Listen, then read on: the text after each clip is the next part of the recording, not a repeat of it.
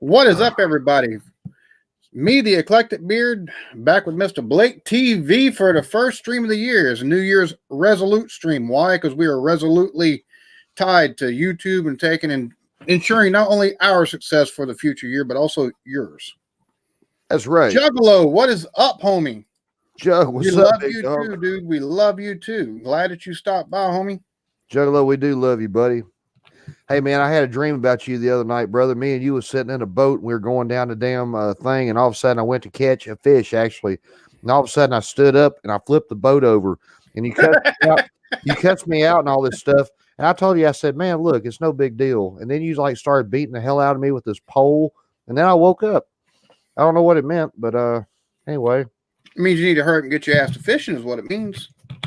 I cannot wait. I've been practicing. I actually bought me a little $2 pole the other day out of a yard sale. I've been outside, and I know all the people are thinking, man, what kind of drugs is he on today? Is he smoking crack? And I'm outside. I ain't got no lure or nothing on it, but boy, I'm working on that damn casting shit. I'm getting better at it. Well, good. Next thing you need is the water. It took me where the fish are. It took me about 10 minutes to realize you got to hold down the button because I just kept doing this shit. It wouldn't work. So anyway, Juggalo, let me know if you want in tonight, buddy. Heck yeah, Jug, you want in, buddy? Cheers to the wifey. Hello, wifey. How are you tonight, sweetheart? Yard sales are the best. They are, brother. They are. Sir. They damn show him is. I don't know if y'all watch Bearded Pickers stuff at all, but you take and watch Bearded Pickers. Dude. Like he'll take and go to like yard sales, boy. He'll flip that stuff for good money. Dude, Bearded Picker is freaking awesome. I have learned a bunch of stuff just by watching him. Tweety, what's up, baby? What's up, that Tweety? Face flash behind you. Oh, that's my buddy. It's okay, Tweety. He's here to protect us. It's okay. Rod J, he seems to be good working poles, doesn't he? Hell yeah, I work many poles, small poles, big poles, long poles. No, I don't work that many poles. But it sounded really good, though. Hey, I'll tell you what. I was going to ask if you twirl around them or if you take and work them up and down. But hey, look, I can do 12 push-ups with no hand. You know what I mean? What? It's not hard whenever your belly sticks out so far. Don't tell them. Just take a breathe in and out. That's how you do your push-ups. Don't tell them the secret. Big Daddy Chronicles. What's up, Blake and Alan? What's up, Eric? How's it going? Nice, brother. Formerly Eric Alliance fan. Hey, I don't like rooting for the Lions. Hey, I would. I know it's okay. You don't. Why you gonna stop rooting for the Dallas Cowboys or about it? Yeah. Actually, I am, dude. I think I'm done with the Cowboys for real. I'm gonna pick a real team like the Browns, maybe the Jets. Cheers, everybody. Happy New Year's, man. Hope everybody's started their first day off of this decade off with a whole lot of love, man. Tony Padilla, what's going on, brother? Thank you. Cheers. I know that name from somewhere, buddy. I'm just not placing you right now. I apologize. It's either the bandana's too tight or my friend back there scaring me. Hey, Juggalo, I got something to show you here after a while. I'd go with the bandana's too tight. Yeah, the bandana's probably too tight. It restricts blood flow. Makes the wax come out of your ears a lot easier, though, I must admit. Let's see.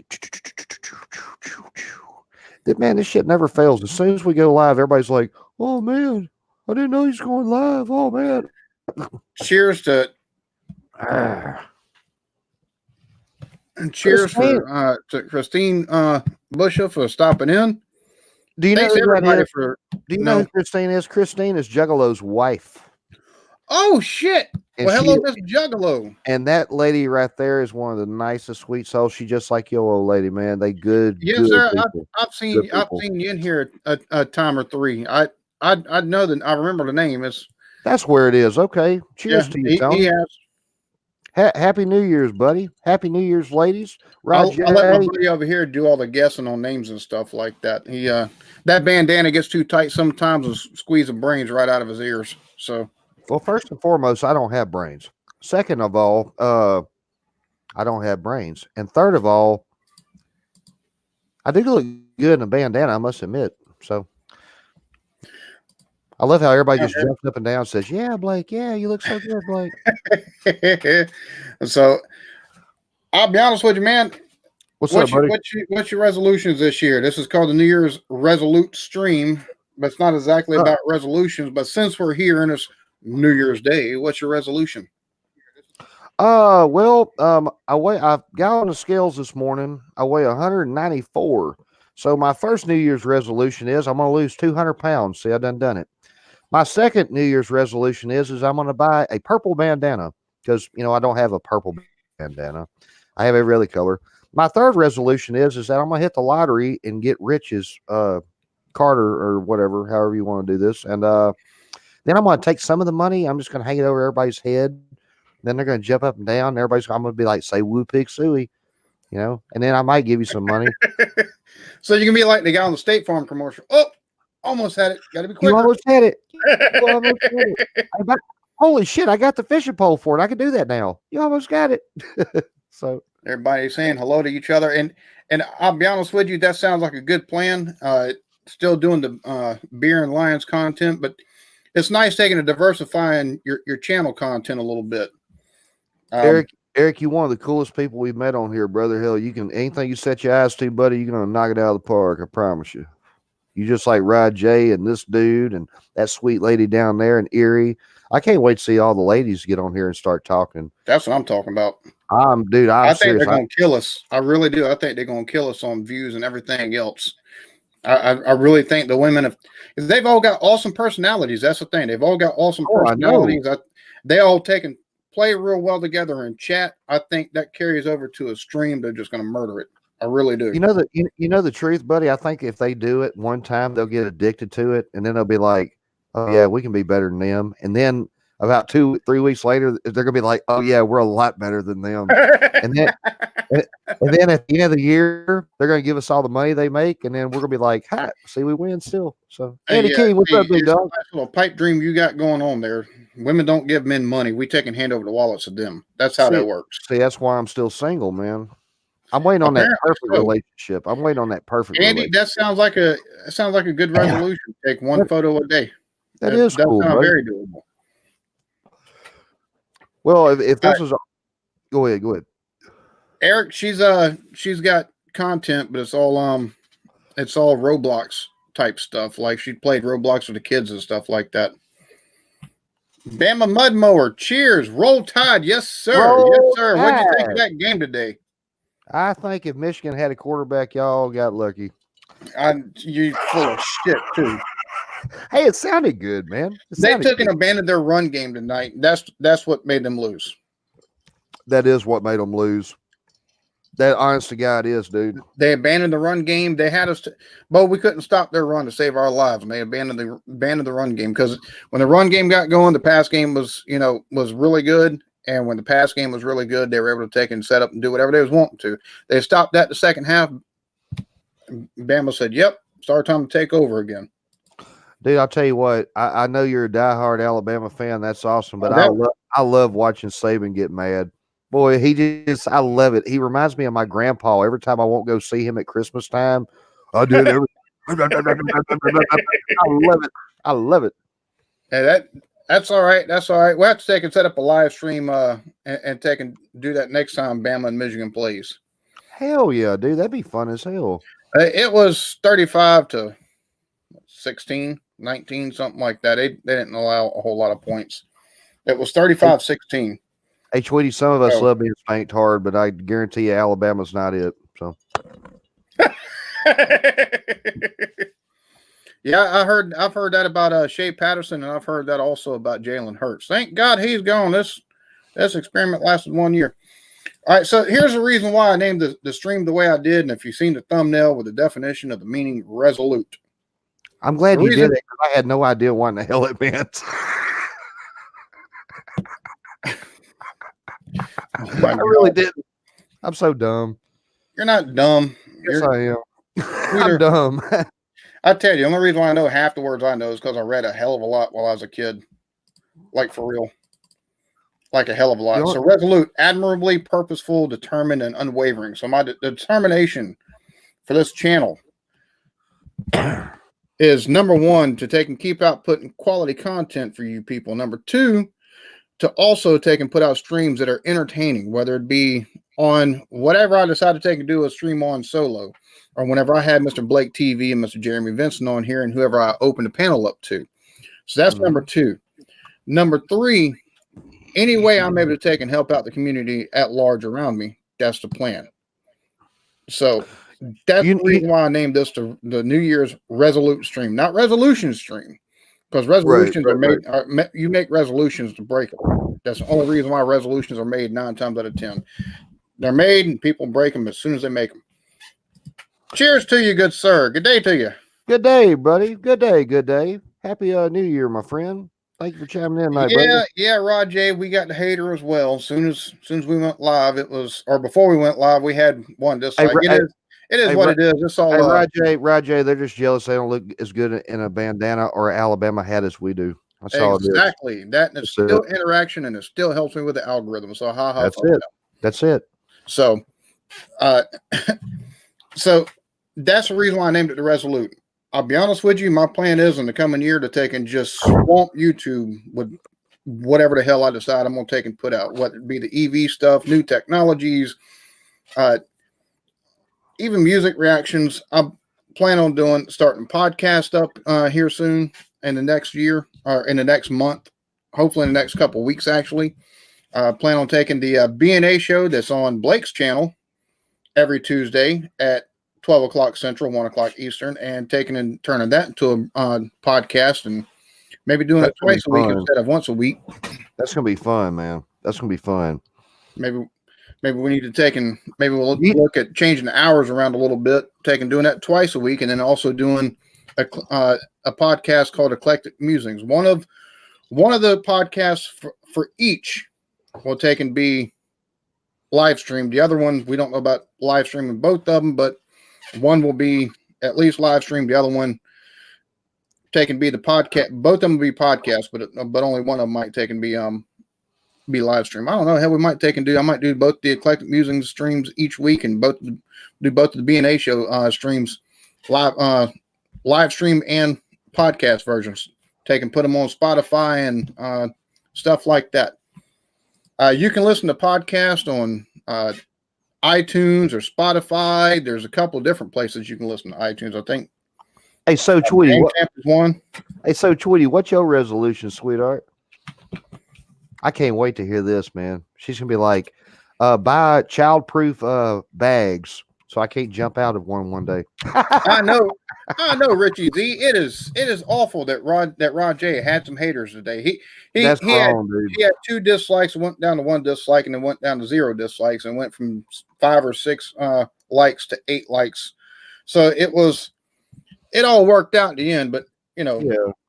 And thanks for stopping by, Richie Z. I appreciate it, man. Cheers to you, Richie. How in the world ain't anybody going to hate Rod J? I mean, That's what I'm saying, man. Rod J, one of the coolest people, one of the nicest people you ever meet. He ain't ugly as hell like me. I mean, that's another reason I want to start doing podcasts. We may actually get some more viewers if I didn't crack everybody's screens. Oh my God! Just saying. So, Blake, who are your favorite content creators? There's this one dude named Eric the Lions fan. I'm a huge fan of, dude. What about you, big dog?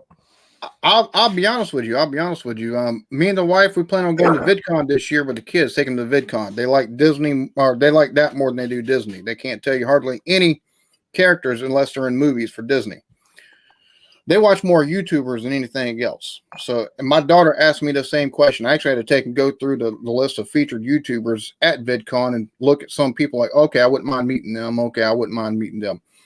Be God honest with you. My favorite YouTubers, Rod J is number 1. I love watching his stuff. I like watching what my wife said, Fathering Autism. They have amazing content. I like watching anything Blake puts out. I love being part of Jeremy's streams, and this might sound like ego, but it's not. But I like taking and making my own stuff and putting it out more than I like watching other people's stuff. Now, I do too. That being said, most of my favorite YouTubers are actually like Bad Boy Gaming. He does Magic the Gathering type stuff. I like watching Art of Kicks. He's a reactor. Same thing with Simba TV and No Life Shack. All 3 of those, I love watching their reactions to stuff. The Matthews fam.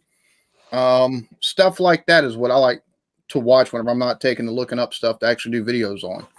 So Eric, to answer your question honestly, damn boy, I've never thought of that. Who is my favorite content creators? Rod J's up there because Rod knows how to give and take with the community, and I think a lot of people, if they would apply more of that, they'd be a lot more successful.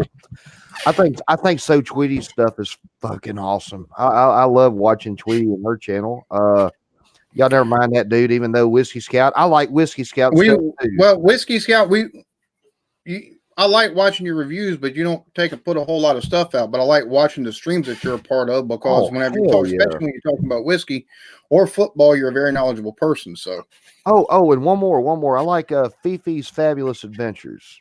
Yes. And we've also got to take and show love to So Tweety because Tweety with her travel stuff or her vacation vlogs and stuff like that puts out some awesome content. Awesome shit, yo. Awesome shit. The history guy, I have to take and check him out. Never heard of the history guy, Andy. We will check him out though, brother. There's also a couple other people that you know what? I'll make a list. Look at 2988. I'm gonna buy me a Blake TV shirt. Hey, I am too. If I ever could get one. We love watching your stuff too, Juggalo. Oh shit, we got my Juggalo.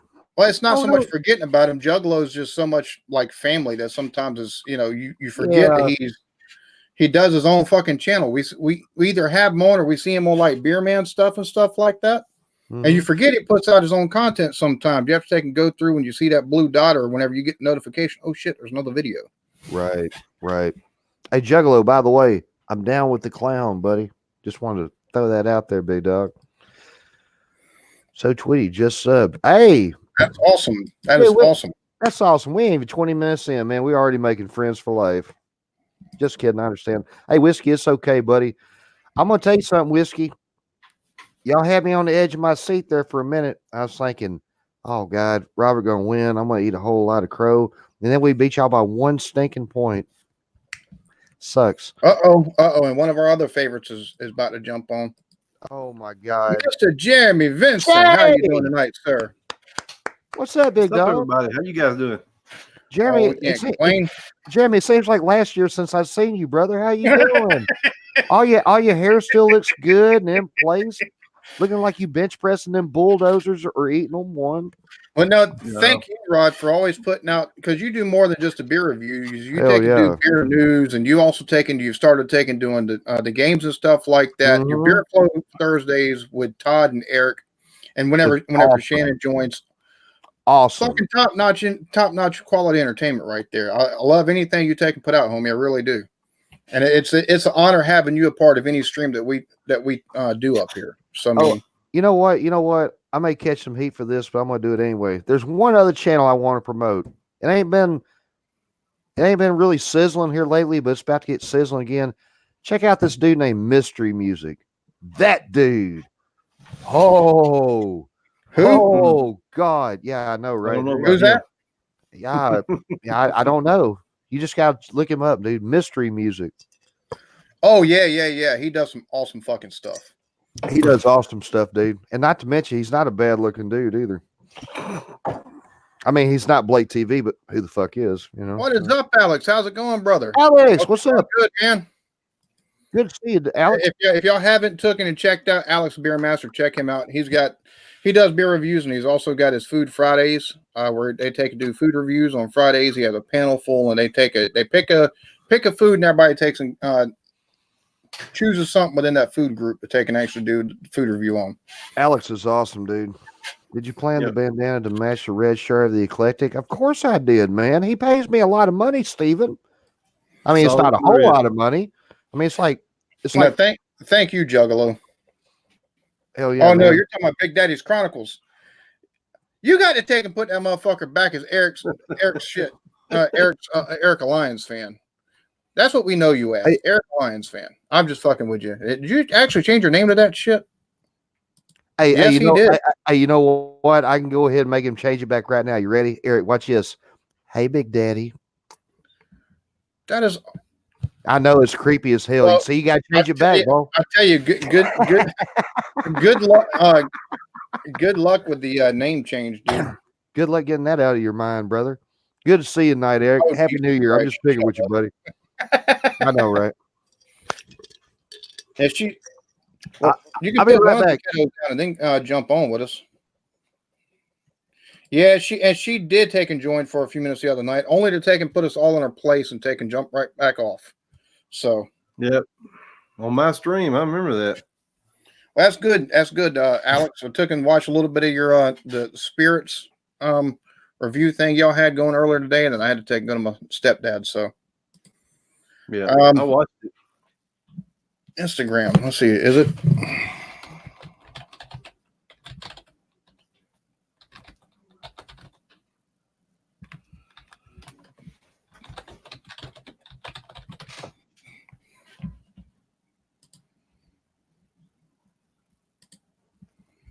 Let's see.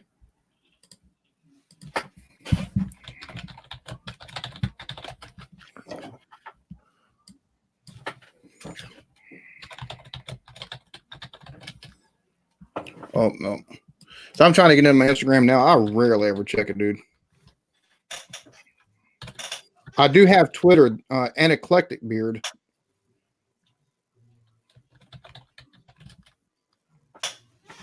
Yeah, I can't even get an Instagram right now. Yeah, and if you want to take and follow on Twitter, it's at an Eclectic Beard, and I have to actually go to my battery is too low. So, anyways, I don't so, do Instagram. I'm sorry. hashtag creepy. Yes, I know, right? I know. Ain't you missing Eric name already? Big Daddy back in the day, I swung a mean bat. I hear that. That sounds nasty. Like, Like Big Daddy, hey Daddy. Don't egg him on. We had my stepdad take some. He takes Velveeta cheese and he melts it down, and he'll take Rotel, the diced tomatoes and peppers and stuff like that. He'll take that. He'll take and put that in there with it. He'll take and cook up some sausage, and he'll take and put that on there. And today he added brisket to it too, so it was nice. In the cheese. And you take and pour it over some nachos. Oh, dude, that's it. I'm becoming an Alabama fan after this stream. Who needs this shirt? I'm gonna come eat some good food for a change. Blue wrenches mean a lot of awesome. Oh my gosh! Yeah, they do. Pew, pew. I have one, but I cannot. It's the Eclectic Beard or something like that.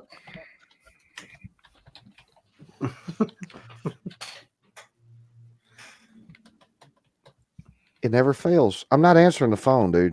I'm not answering it. I got 4 calls right now. 2 of them's from my mama.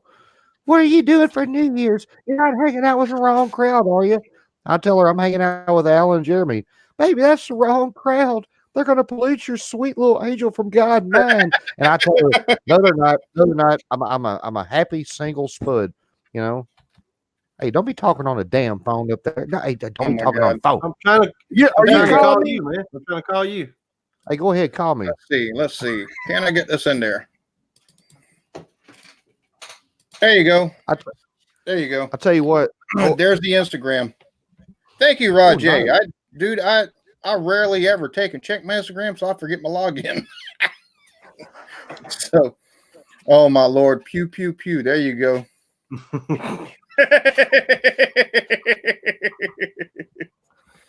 Oh boy, I'm gonna get in a world of crap one day. It's all good. It's not gonna be 2 days. That's the main thing. It was pretty darn good, Alex. I'll tell you, I had 2 helpings of it, and then they sent me home with 2 things of raspberry cheesecake. Alex, we stole that idea from you, buddy, with the mozzarella cheese fries. I actually went up there the other day. We got one little local diner here in town. She says, "Sweetheart, what can I get you?" I said, "Baby, I want some mozzarella cheese fries." "Oh, sweetheart, we don't sell those." Wait, why is Alabama done now? Well, the season's over. They're done now. Well, I know that. Oh, he means y'all gonna get whooped by Arkansas basketball. Whiskey, my homeboy, you're right, buddy. Cheers to you, Whiskey. Hey, don't. Okay, I'm just making sure.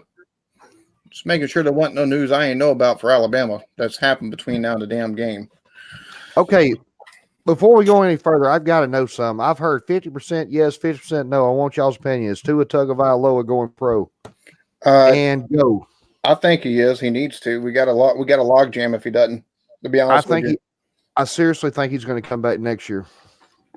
They announced earlier. They announced earlier he ain't going to be able to throw till like what, April? Man, that's not going to look good, Bo. Well, that's about the time that the draft stuff happens, anyways. Well, that's true too. Draft happens in June. Maybe. No. You don't think he's going? Well, I'm the same be honest way. with you. We got number one. We got like number one or one of the top 10 quarterback recruits, Bryce Young, coming to Alabama. So I've been reading up on that kid, dude. He looks damn good. Damn good. His name sounds like a country artist. Bryce It Young. does. The name does, but he sings that. Well, no, never mind. He's a dual threat. He's 5'11", and he's a 5-star. He's from Santa Ana, California. Like yeah. Oh my God! Thank you to the other 3 people who just subbed to me. Thank you so much. I don't know what in the hell's going on right now. For some reason, everybody's subbing to me right now. Thank you. I love you guys. Thank y'all. I swear to God, you're a good dude, homie. Oh, dude, I don't tell people that. I've ripped that shit off you and all y'all, man. All you guys in the community. Whiskey Scout. I tell everybody all that all the time. I'm 3 years to Tua retires. Maybe, buddy. Especially if he goes to Miami. Well, that's where they're thinking he's going to go if he leaves for the NFL. I think he needs to leave to the NFL. Needs to leave and go to the NFL and sit for a year. He can get in their weight program and get in their conditioning program. Mm-hmm. So Bama's got one of the best, but up there they've got a lot better medical stuff than what even Alabama has, and that's it's only they got a little bit more money than what Bama has. I'll say this too, man. They're already saying he may make about $20 million. Tua, I know this is your favorite show in the world. I know that's your biggest fan. Tua, if you watch this, kid, go make your money. Go make your money. Nix is going to Carol. What Nix are you talking about? You talking about Nick Saban? You're out your ever loving mind, woman. Shut up. For anybody that don't know, that's my wife. So she's trying to take and pick at me on here and egg me on a little bit. So she just hush. You Carolina fans are delusional. I heard he was leaving to you. He's doing all right, Alex. He's doing pretty decent, man. He had scans, and they think part of what they're seeing is they found something in his shoulder, but it's not cancer, it's just arthritis. So he's doing good. And I'm gonna say this right now. Like I said, my pick is going to be LSU for the national championship. I hate LSU with a passion, but y'all don't live in South Carolina. Them fucking Clemson fans are starting to get as bad and starting to sound like motherfucking Notre Dame fans. That's how bad they're getting around here. So, yeah, that's you're the wife. I have no mistress. I don't fuck around. Thank you very much. Don't even take and try to play that shit. I don't know, buddy. If I shaved and grew some breasts, I could be the mistress. No, you couldn't. Or just the mistress. I'm the mistress. I like that. The mistress. I like that. Dude, I'm gonna steal that one too. I don't fuck around like that. No, I don't either. I'm straight as an arrow. I like breasts and thighs more than Colonel Sanders. Yeah, dig. Yeah, I went there. Sue me. I'm single. I like the wet spot in the middle. So. Oh my God, there are so many avenues I could attack this. I'm gonna be sweet tonight. I'm gonna be a good little sweet angel from God. But you're the one talking about taking and building a she shed, and it's not a she shed; it's a hoe hut. We done talked about this one time before. The hoe hut. No wonder she won't cam up. Fuck. Okay. The hoe hut. Gosh damn! And for those that don't know, this is how me and my wife pick all the time. So. Oh hell yeah, dude! If y'all don't know Erie and this dude, please check him out. Richie, LSU's not going to win the title. I'm telling y'all. Anybody want? You know what?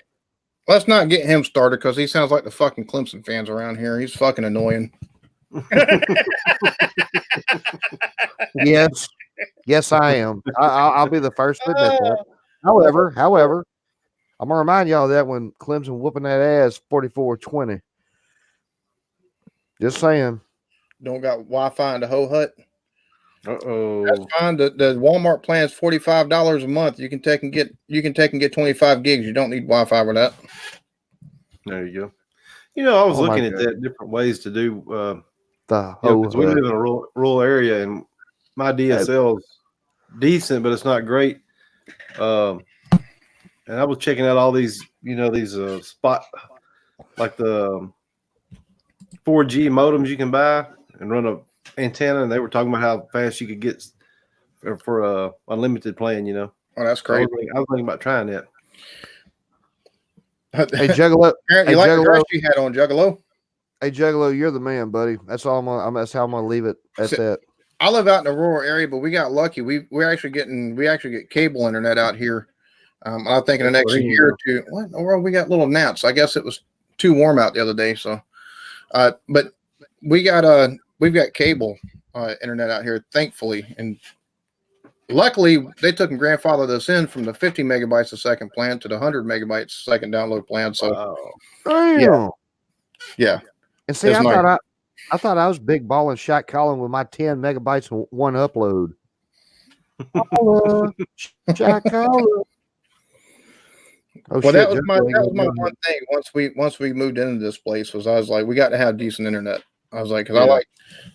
No, go back to that. I said LSU will win, you son of a Blake. Well, anyway. Hey, Richie, it's all good, buddy. Everything's going to be all right. It's okay. Put your hands together and pray. Pray. Be like, dear Lord, I'll be good all year if LSU wins the title. And all you're going to hear is coach going, blah, blah, blah, blah, blah, blah, blah, blah, blah, blah. If they had a better coach, y'all could win. Half the time, they don't know what the fucking play is.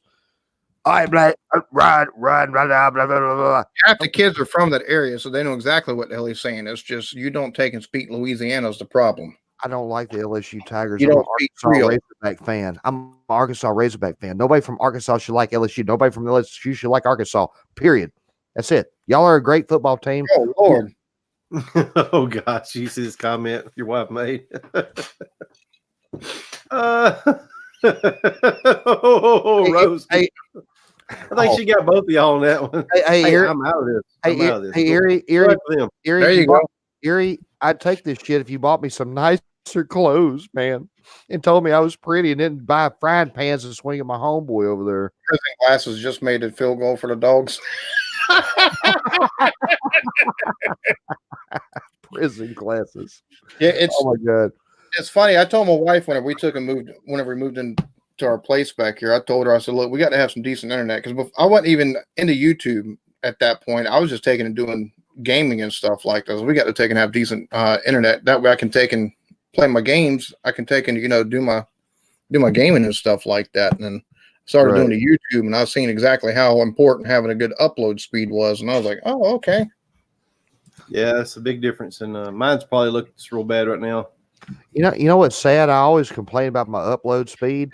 It's probably best I have like this little grainy texture, because if y'all really saw what I look like, they'd be like, nope, next. Unsubscribing now. Unsubscribe. Hey, seriously, everybody laughs, but y'all remember when they made the change? The government made the change from SD to HD. I mean, dude, you saw all the women, all the guys on like the Weather Channel and everybody. They're like, oh God, we all gotta get pretty like here in about 10 minutes. So they get all the makeup stuff on. Hey, there ain't no makeup here, baby. This is all natural. This is a gift of Blake. Breathe it in, man. Ordered the hoodies for the B&A show and stuff like that. For the she's got those in the cart to have them ordered. Dude, I love your wife. She is cool as shit, babe. She's cool. Jeremy's cool. Fifi cool. You cool. I'm still trying to get there, man. I'm still trying to get there. But thank you for that, Blake. Appreciate it. What you drinking on tonight, homie? Yeah, okay, who? Me? Whiskey. Yeah, okay. Whiskey, what are you drinking all night? Jeremy, you drinking anything, buddy? No, man, I had too much last night. I'm taking I feel you, big dog. I feel you, man. There we go. See, Rod J's got some common sense to him. He's LSU all the way. Now, I'm only saying that because how many times have y'all disagree with me? And how many times have I been right? TikTok. On the football or everything else? In life. And everything else, you're completely completely Okay, wrong. okay. Prime example, Jeremy. When I told you need to quit your job because I need you on my show, what'd you do?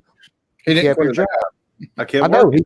he kept his job. See, you'd be rocking bandanas like me right now if you'd have been on the show. You're right. You're right. I didn't know. think about that. Like here's the rub, because you were sitting at 17-7, but you've only won one game in the last 2 days. So Who? you No, homie. No, yeah. no, Bo. I've won way more than one game. I'm picking with you. I, I, Anyways, He got him riled up. I Now. was about to say, hey, I'll put that in my pipe and smoke see, it. you missed it on the Kansas State Navy game. You missed it on the Wyoming Georgia State game. You missed it on the Texas game. You got the Oregon game right. You did take the Alabama game right. So, Hey, man, but what can I say? I'm still better. It's okay. Dave, how's it going? It's all fat, Del. It's all fat. Nave, what's going on, big dog? Cheers, here's the everybody. name. How y'all How's it doing? going? Rod J wants to know, did I catch Blake yet? Brother, you'll never catch me. Hell, you were so much cooler than me. Don't even worry about me, man. You know? We're all doing good, Nave. We're all doing good, homie. Hope you are too, Nave. Thank you for being here tonight, buddy. If you still taste the dust, you're still behind, I guess. Hey, you see that? Happy wife, happy life. Hashtag Blake has a point. Unfortunately, it's rounded. Unfortunately, it's rounded. So, I tell you what. I'll be honest with you. This is one of the few times I'm coming into a live stream, but like, all right, I'm going to completely take this motherfucker and fly by the seat of my pants. That's what we're doing right I now. have places to take and go with all this stuff, but tonight it's just like, hey, let's take and do a live stream. So Hey, basically, you're doing what me and Blake do all the time. Oh, yeah. Hey, Eclectic, we do this stuff when we play live back in the day. He'd be like, what song we going to start off with? I don't know. He's like, I'm just start off something. He's like, all right. And all of a sudden we'd started. Everybody'd be like, yeah. And they throw babies in the air. They never catch them. They'd be like, oh, Blake, I want your kids. You're so awesome. Jeremy, nice hair. Blake, you're the man. You're the best in the world. Now, y'all believe that. I don't remember like that. Let me have a moment. Are you going to put that on your, let's see, you going to put that on your channel? What is M3? Am I missing something? What is Model it? Oh, okay. I got you. Yeah. So anyway, I want to know the truth. How many of y'all made New Year's resolutions and all y'all done broke them already? Not yet. I haven't broke. Really? I haven't made any. My only real New Year's resolution is to take and just grow the channel, man. Take and grow the channel and be good to the community around me. That's it. If I can help, you know what? I like having fun on here with my homeboys and just being entertaining. But y'all really want to know what I want to do one time in my life this year? I want to bench press 200 pounds. I mean, I know it looks like I'm chiseled out of granite and look like a Greek god, but that's not really the case, folks. That's just from the woo up. You know what I mean? I want to. I don't know. 200. Hell yeah, dude. The other day I picked up 50 pounds and I accidentally farted. I picked it up. It's like, oh God, I'm not going to get it. And, all right, so I'm going to do something real quick here for those of you who aren't haven't already. What's up, Jason? Cheers, Jason. What's up, dude? For you, homie. Hey, Acid, I love you too, buddy. Good to see you, brother. Yeah, grow channel. There you go. Grow the channel and catch more fish. Hell yeah, boss. Good plan.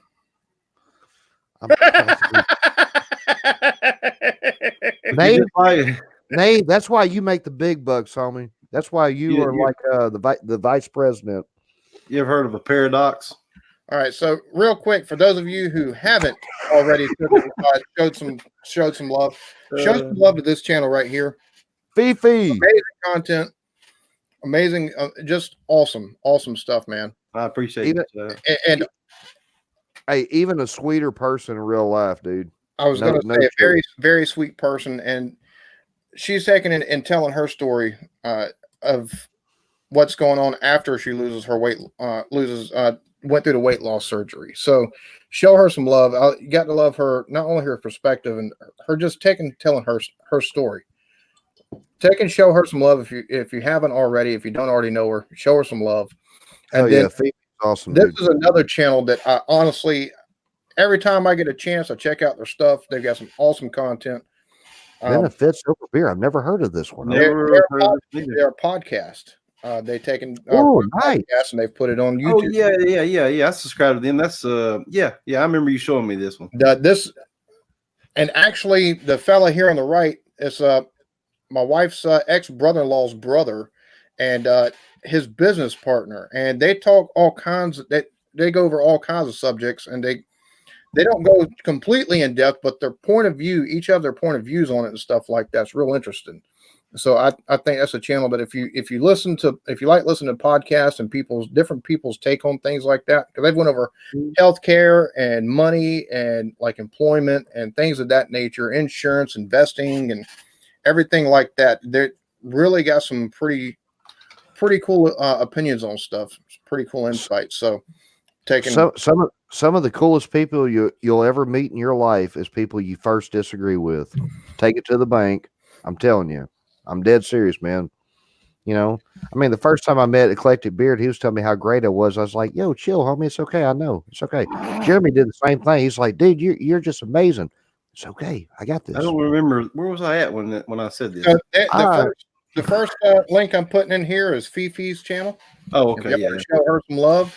I did the same thing you do it. I was going to go through them too. You can go. And then you've got, there we go. Who's that one? This one right here is the beer over benefits. So those three links all take you to the same place. It's all for Fifi. The second link I just took and put in with is that's beer over benefits. Like I said, they got some really cool stuff. I enjoy listening to their podcast. About the only other podcast I really listen to is Joe Rogan's show. Yeah. If it's somebody interesting, Rogan's awesome. Joe Rogan's awesome. All about beer and whiskey. Dude, I love whiskey. I left my bottle of whiskey up at this man's house the other night, which, by the way, if he don't bring it to me tomorrow, I'm going to come find him. I don't know what you're talking about. What? Mark 46. Maker's Mark. Oh, dude, that stuff is delicious, brother. And then I did, and it's funny you say you're all about beer and whiskey. If you want to take and go back through my through my older stuff on my channel, I've got nothing but beer reviews, like all beer reviews. That's what started was beer reviews. Hey, Richie Z, if you really like whiskey, we got this homeboy here in the, I think he's still here in the chat. His name is Whiskey Scout. Check him out, brother. And yeah, that's no problem, Jason, man. I mean, your family's going through a tough time. So anyway, I was able to take and help. And if you want to, you can post a link back in the chat. And anybody that's able to take and donate. His daughter took and got she got bit by a dog, and between the legal fees for taking Jason, drop it. Stuff. Jason, drop the link, dude. Drop the link. Santa Claus is still watching, dude. Santa's still real, brother. I promise you. Even though that old son of a bitch did just bring me a pair of black socks, I'm still pissed off about that. I've been a good boy all year. That's not exactly. A bad gift. Says the guy who didn't get no black damn socks. Yeah, it's not like Cousin Jenny's gift. No, it ain't like Cousin Jen's gift. No, it ain't like Cousin Jen's gift. That was the wildest gift I've ever seen.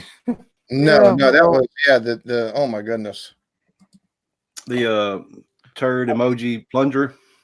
Dude, that was freaking awesome. There you go. Actually, hell yeah. Please check out Rod J too. Evan Williams. Yes, that's good too. Hey, Jason, for about a year of my life, brother, that's all I would drink, dude. I'm not lying. I have to send it to you if I could. I don't know. Black Label Evan Williams. Hey, Jason, all you got to do is go to the page it's on, buddy. Copy the URL right here above our heads. Hit copy, then come back to here, get in the chat, right click, hit paste, and we'll see it, dude. That's all you got to do, brother. Right. It's only a 10-step process. I'm going to tell y'all something, man. 2020 has been good to me already. I actually tried my luck today.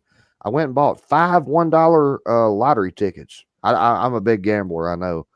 Man, the first 4, I didn't win shit. I was all disappointed. I was like, man, my luck ain't going to change. And the last card, dude, I scratched it. I won $5. So I won my money back. I was like, There You're you the go. man, God. You're the man, God. So anyway, Success. There you go.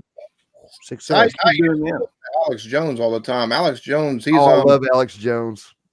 but some of his stuff makes a whole lot of sense. Some of his other stuff, it's like Yeah. he's Lay at off least, the, he's at least entertaining. He's at least entertaining, so you can't take that away from him. But some of his stuff is a little too far out there. But he has done a lot of stuff. Hey, in the words of who's the dude? Oh crap, I'm drawing a blank right now. Who's the guy Dave Chappelle used to make fun of? Rick James. Yeah. Hey, Alex Jones, cocaine's a hell of a drug, brother. That's all I'm gonna say on that one. Have you ever seen his eyes? He's like, yeah, and it's the space. He said, I had one the other day. He said, it's the space Mexicans. I started laughing. I had to pause it. That was the funniest shit I've heard. That's what the man said. Go back, watch his last episode or two. He's like, the space Mexicans are going to take over. And, whoa, space Mexicans? What the hell is that? All right. I think he got it mixed up. No, well, yeah. Space aliens and he got them all those The more stories. I drink, the better Alex Jones gets. But the thing about it is, there's a lot of stuff the man's been proven right about, but it's Cheers, just so, whiskey. so far out there. It's hard to take him seriously with. But a lot of his political stuff, he's not far from the mark on some of the stuff on a lot of stuff he talks about. So I will say one thing for Joe Rogan. By the way, Jason, hey, good lead. The thing I like about Joe Rogan is he can have people on that he doesn't agree with, but he can take and have a conversation and let them get their point across, even if he takes and tells them you're full of shit. You know what I'm saying? But that's why Joe Rogan is successful, right there. That's why, because most people want to just hang out with people who they only click with. Dude, get your feet uncomfortable. It's 2020, man. You don't like somebody, just go hang out with somebody. Tell them how you feel about it. Yeah, 2020. Just I have to take and actually put the because my phone's dead at the moment, so I have to let you send it to my email or something like that. Yeah, I'll actually have to once my phone's dying too. Once my phone is charged again, I'll have to take and put it in my community tab, or when I go live next, I have to take and put it back in there. Hey, Jason, we're sorry about what's going on with you, brother, but listen to me. You good people and your family good people, man. Just hang in there, buddy. Everything going to get better. Everything's going to get better, man. Alex Jones is hardcore, LOL. Sometimes he is a bit out there, but a lot of stuff he stands for is real. Yes, sir. Just saying, just saying. Now, one of the other people I like to watch is Steven Crowder. Steven Crowder's a trip, dude. Steven Crowder is a trip. Damn, dude, I forgot about Steven Crowder. Wow. But he doesn't take and work on conspiracy theory. He just takes and does political commentary and stuff like that. Well, I love conspiracy theories, man. Even if I'm proven wrong, I just love it. I can't help it, dude. What about Jesse Ventura? I mean, Jesse Ventura has some crazy stuff. That's why Jesse Ventura got kicked off TV, bro. Being honest with you. I ain't even gonna go there with Jesse Ventura. He's different. Alex Jones at least has some. At least Alex Jones has some damn. Alex Jones can make you laugh. Jesse Ventura gets mad if you laugh. Alex Jones at least got kicked off of Twitter and YouTube and stuff like that for standing for his beliefs. Right. Fucking Jesse Ventura, that bastard will take and switch. He'll take and change his beliefs depending on the political climate. But at the same time, if you was 300 yards away and you had to have one dude pull the trigger, who you gonna pick? Ted Nugent. Oh, what? What? Oh, my sweet baby Jesus. I'm out of here. Have you not seen his stuff? He goes hunting. If I want somebody pulling a trigger for me, it's going to be Nugent. I know this is Ted Nugent's favorite show, too. The hell with you, dude. You suck. I mean, you can play a mean-ass guitar, but when you got on there, when Ted Nugent got on there about 2 years ago and told everybody, yeah, man, if your friends smoke marijuana, call the cops and turn them in. Fuck you, homie. Don't worry about meth heads. Don't worry about people on Flocka. Don't worry about all this other shit, coke heads, all this. I'm not talking about his political views. I'm just saying if there's somebody I had to have pulling a trigger for me, it's Ted Nugent. Yeah. No, it's just. Well, what about I remember they had a deal on there talking about, he's big into eating meat, because he likes to hunt stuff, and then his son is a vegetarian. He said they asked him what he thought about this. He said, "Well, it's his rights to think, to eat whatever he wants to. And I was like, I thought he was going to tear into it. He said, I don't like it. I wish he would eat real food, but depends on how far back of Alex Jones you've listened to. I'll just say that right now. Alex Jones has been around for a long time. Hey, Rod, my brother. Cheers to you, buddy. I agree, Rod. Holy snap. Hey, seriously, whoever y'all like, man, it don't matter about that. We just on here having a good time. It's fucking January 1st, 2020, man. I'm having a good time with my homeboys. Watch nothing but like I had to take and that's one of the reasons why I had to stop with political stuff there for a while, because I took and went down that conspiracy rabbit hole, and oh Jesus Christ, you get into the 21 and the Georgia Guidestones and fucking reptilians and all kind of dumb shit. Oh, come on, you don't believe in the reptilians for real? You killed the reptilian talk? I mean, come on, why? That seems like such a great deal to talk about. Grove and the reptilians. Where the hell did that come from? They can go watch YouTube stuff, or you can watch their eyes, the false eyelids close, and yeah, it's crazy, dude. It's like, what the fuck is wrong with some of y'all people out here? Like, for real? Hey, I promise you, if you ever want to see the definition of total confusion, come to Arkansas and watch everybody drive through a two-way stop. It's the funniest. So y'all would have fun with the turnabouts, wouldn't you? The circle things that you got to take. Oh yeah, brother, we got one 20 miles from here, and not a damn one of these damn local idiots around here can drive in one. They call it the circle of death around here. Exactly. Yeah. My wife was right. I was probably very annoying to live with. I'll tell you what, I was. Y'all just said you was annoying to live with. Y'all just don't understand how deep and how heavy I got into politics. Like, I took and run more than one Facebook page on politics. Oh wow. Yeah. Well, glad you came around. Antarctica is hollow. No, according to the flat earthers, Antarctica doesn't exist, and neither does Australia. It's all actors. I love circles. I love the circles. The traffic circles, they're easier to navigate. They're a lot easier because you merge in, take your exit, you go about your day. You don't have to go to a four-way stop and hope some idiot doesn't know how to take and when his turn is. I hate those things. After looking at Rod J's picture, am I the only person who thinks Rod J could beat all the reptilians? Rod could probably take down all the reptilians. Oh, hell yeah. Reptilians coming on. I mean, Rod J. We got it. He's got us, man. Oh, dude, Rod J's awesome. By the way, y'all know Rod J. Please check out Rod J, dude. We love Rod J. We love Erie. We love all you guys. Well, I know I'm still annoying, but it is what it is. Erie, I was messing with it. Erie. That's enough about me. Talk to them. Talk to them. I know I'm irritating. I'm still annoying. So, and I know I am. No, she's talking to me. Oh, no, trust me. She's talking to me. Y'all don't live with me. Y'all just see me here and there for a couple hours at a time. She's got to live with me.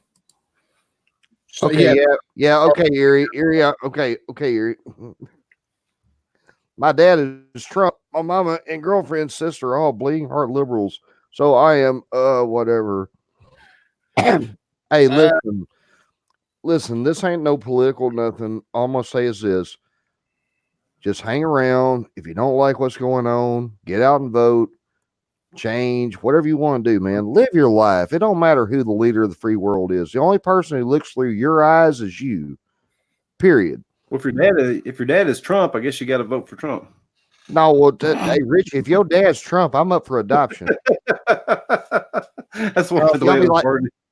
I'll be up there cleaning that 97th window tower. Be like, hell yeah, I love Papa.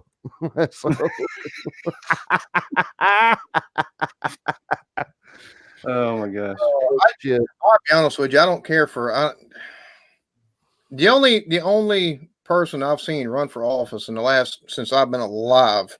I was like, this dude makes any kind of fucking sense. Is Andrew Yang? That's it. I didn't vote for Trump last election. I'm not going to vote for him. I'm not going to vote for him the coming election. And I don't vote. It's not because I don't like the man. I think he's entertaining as hell. However, his policies aren't the best. You don't take and go to war with tariffs and stuff like that. With the second largest economy behind ours. You just don't Right. do that shit. The stupidity. That's Smoot Hawley type stuff. That's the type of shit that took and caused the fucking Great Depression back in the 20s. As soon as he said that, as soon as he started talking that shit, I was like, yeah, no, fuck him. He's an idiot. I will say, you know, the line that got me with Trump, I didn't know who to vote. And by the way, I didn't vote for Trump either. I didn't vote. I'm one of them people. I'll tell you what, the other night, me and Thrash had a good conversation. Thrash Mel, if y'all know Thrash, please, for the love of God, check out Thrash. Thrash is a veteran. Thrash put some gospel with me, and I needed it. And he says, "Hey, look, kid, your vote does count." You see what I'm saying? If the whole day, okay, what was that movie Kevin Costner was in a couple years ago where he's the last guy and he was the deciding one? Y'all remember that at all? Okay, well, it means a hill of owl shit. Don't mean nothing. But anyway, they centered the whole plot of this movie around how he's walking up with his daughters and he's looking at his other kids and all this stuff, and he's the one vote who's going to make the president. If it ever comes down to that, it's ball game, folks, because it don't really matter. Yeah. You can take care of the mole people. Roger gets singing, you get the mole people, and he'll hunt Bigfoot. Hell yeah, brother. Hell yeah. Check out Ralph Waldo Emerson's Circles. Okay. Hey, I will, Andy. By the way, thank y'all for being here tonight, man. Shit. Damn, dude, we're already at the hour mark. Wow. Crap. No, we're not. Crap, we just got on here. Yeah. I'm showing 4 minutes too. We're just Circle is an essay by Ralph Waldo Emerson. Huh. I'm going to tell you something, man. You know what I really love the most? Anybody that's interested, you can take and download the PDF for the essay right there. I love hanging out with people different than me, cooler than me, smarter than me, dumber than me. I don't want to hang around 5 more Blakes because that's going to make Blake stale and boring. But when I get to meet this guy who is awesome as hell and he can play the mean ass guitar, and then I get to meet this dude and his channel's growing like hell and he's funny as hell, he's a cool dude, and then I get to meet people like Erie. That's what we love, folks. That's why we do this shit. All this shit is entertainment. If more rock and roll bands would understand it right now, they'd kill hip hop in 2 or 3 years. Babe, we got on politics because politics come up in the chat. That's how. Yeah, that's it. We're dropping politics. That's all. I'm waiting for the shoe to fly past. Shoe fly, don't bother me. Yes, exactly. Got to find Bigfoot this year. And my wife talking about I'll throw a shoe. Oh, sexy! I love chicks who throw shoes. Cheers! What is up? My name. My name. What's up, buddy? Cheers, my name. By the way, I like how the thing looks right there, my precious. Oh dear God. Yeah, I know, right? Bodyguard Whitney Houston. Oh, snap, ride. Snap, buddy. Bobby Brown. Beat him down. Yep. I know. It's y'all are right. The chat is totally right. That man's right. I mean, seriously, y'all are all right, man. Blake likes to hang out with. Hey, hey, you know what? I never realized what Blake never did mention what we were. He said he had people. That's what it is right there. That's what we are. We're all entertainers. If more people would realize that, everybody be happy. Points for guys. Cheers, guys. Happy New Year. Points for guys. Cheers. Happy New Year to you too. Hope you're doing good, man. Or sweetie, whatever. Your whiskey basement. Hold on. Right, Jay, that's my homeboy, man. He's right. I'm trying to slowly work my way through all the mouse traps and shit. So, somebody's broke in. Oh Lord. Oh, there we go. I got his whiskey. Favorite bands. His is Thin Lizzy and UFO. Oh yeah, My hey, favorite great. is Linkin Park, My Chemical Romance, probably Garth Brooks, and then Dean Martin. Me and this guy, I'm gonna let him go second. I just want to throw this out. Me and that guy right there, we used to play a lot of Thin Lizzy and UFO, man. Go ahead. We used to play a cowboy song. Oh, dude. Cowboys couple of- awesome. Shit, yeah. It's got a lot of cool guitar playing. It's fun to play. Now wait a minute. Is UFO? You mean ELO or No, UFO. That's UFO? Okay, it's a great band. I don't think we did any UFO songs though. But yeah, Thin Lizzy's. they're really good. My favorite band of all time. I don't really. Well, I know what your favorite band of all time is. Who?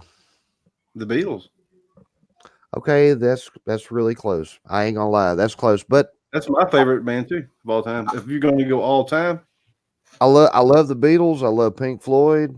I love Bone Thugs and Harmony. I mean, I'm just being honest. We're gonna just name real groups. By the way, somebody blowing me up right now on this shit on Facebook saying the Amigos. No, I don't do mumble rap. That shit's so corny. By the way, anybody who does mumble rap, don't talk to me. I don't like that. Oh my God, I ride on top, and I got a big old. Fuck that. That's weak. You might as well go battle Nick Cannon. Hell, you got a better shot. Don't go against him, baby. By the way, Eminem's another one. I like him too. Yeah, I tell you what, I can't go without saying Led Zeppelin or Black Sabbath, bands like that. Oh shit, Sabbath got me started. Sabbath for damn sure, dude. Back in the day, I mean, of course, I would. I mean, my brother got me into all that older school stuff because he's a lot older than me. Your brother got you into Sabbath? Yeah, all the like Led Zeppelin and all. Downey. If y'all haven't checked out Jacob Downey, check out Hell Jacob. yeah. We all like to talk and have fun on here and look like we're smart. That man's smart. That dude right there is a genius. Yes. And he's like to Jeremy and Jacob. Ask him questions because he's smart as shit. I'm pointing to both of them here, folks. Jacob and Jay. You know, they're probably still stuck there, Rod J. If I had to venture a guess. Oh, you don't want to know my opinion. This is a G-rated show, my friend. I tell you what, you can ask the wifey.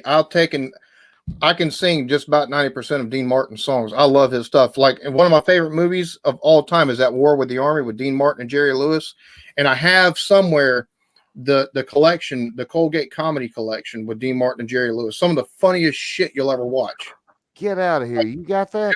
That's you taking people, you might taking, I say that I've had people go, really? You like Dean Martin? I'm like, Elvis Presley's favorite singer growing up was Dean Martin. He tried to his voice whenever he first started out. That's how he took and got the sound he got whenever he did his I know. Hey, Dean Martin's awesome. Juggalo, answer me in the comments, brother, unless you want to pop in, say hi or whatever. Do you like Glenn Miller? Glenn Miller was nice. Hank Sr. back in the day, dude. He was cool. Oh man, he could write some lyrics and songs. 15 seconds. If you want to take and join in, there's the link. I'll catch some heat for this, but I've never been an Elvis Presley fan. I think Elvis is nothing. He could dance. He was a good looking dude. You know what? 90% of the people don't know Elvis was blind.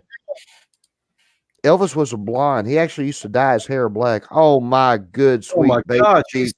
Oh my background. Oh my God! How dare you steal my homeboy's background? What the hell? Selections right there. Poems for God. Beatles, Janis, and Charlie Daniels. Oh, nice, babe. Nice. Jimi Hendrix, though. Jimi Hendrix. Yeah, I like Jimi Hendrix. Man, Hey, he's one of my all-time favorites. He was so inventive. That was the unique thing about him. Oh. Hey, bottom dollar. Oh my God. We got both the Outlaws. By the way, y'all don't know Whiskey Scout over here and BDO. Please check them out. Blake, I got the dude. And I do agree with you, Alan. I like Dean Martin was my favorite of the crooner type singers. I liked him better than I did. King, you're awesome. Mm-hmm. Hey, I got a feeling after today you can call me B. I got a feeling after today you can call me BPO. And see, like my wife said, she lived in Alabama, had no TV. She watched the entire Colgate Comedy Collection as well. You got to respect the old musicians, man. You got to respect them because without them, there is no us. Let's get real. In the last 10 years, music has died. It really has died. Nobody wants to be a band no more. It's always, the lead singer of this, or nobody plays guitar. Everybody wants to be a rapper. I mean, that's just how it goes. And if you like that, that's fine. It's like beauty. It's in the eye of the beholder. Personally, for me, I like bands. I like guys who want to get up there and work as a team. Boy, where in the world did I ever hear that from? Two people, if you don't listen to them, Jamie Cullum. If you've never heard Jamie Cullum, he makes good stuff. Good stuff. So does like new age type jazz and stuff like that. Mm-hmm. And then also, the original singer of the song "Home" and damn it, now I can't think of his name. It is. I'm not saying anybody in the last 10 years is bad. All I'm going to say is this: if I had $10, Michael Bublé. Michael Bublé. That's right. That's another dude. Dude, we got to talk about this one time. Already dead, homie. It's already dead. Metal. It's not relevant no more, man. Hey, Juggalo, he's wrong. Metal will never die, brother. Hey, by the way, I can tell somebody didn't listen to much Anthrax. I loved Anthrax. I thought Anthrax. Wait a minute. What band is relevant right now in heavy metal? Go. What band is relevant right now in heavy metal? Exactly. You answer the question with the question. You can't do that. I just Bill Clinton Allen. Woohoo! On heavy metal, there's not. No. The 80s and 80s, fucking heavy metal would take and get played with the fucking pop music. You know the reason why? Because people would fucking listen to it. Same thing in the early to mid 2000s. Now nobody fucking listens to it. You know why? Because it all sounds fucking same. That or it sounds. It's either they're trying to take and hold on to the 90s, or it's fucking yeah. Nobody wants to hear that. Let me ask you this. I joined in late, so what's the topic? I guess it's music tonight. No, it's just the one this is Blake TV. This is Blake TV Appreciation Night. I've been waiting on all your offerings and gifts. Go ahead. It's not. It was asked in chat what your favorite bands are. Yeah, because you missed the politics earlier, BDO. Yeah. Thank God. Y'all wouldn't like mine. And Alex Young talk.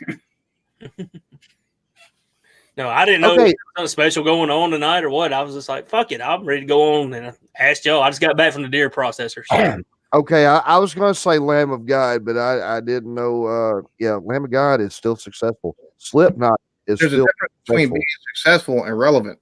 Yeah. Oh, not really, man. Katy Perry's fucking relevant, but that bitch couldn't. Katy Perry without auto tune and all that other shit, she might as well be Britney Spears. Yeah, she's like almost 3 years ago, kind of thing. And see, that's the point I'm trying to make. They're not on the charts. They're touring and making a living. That's not.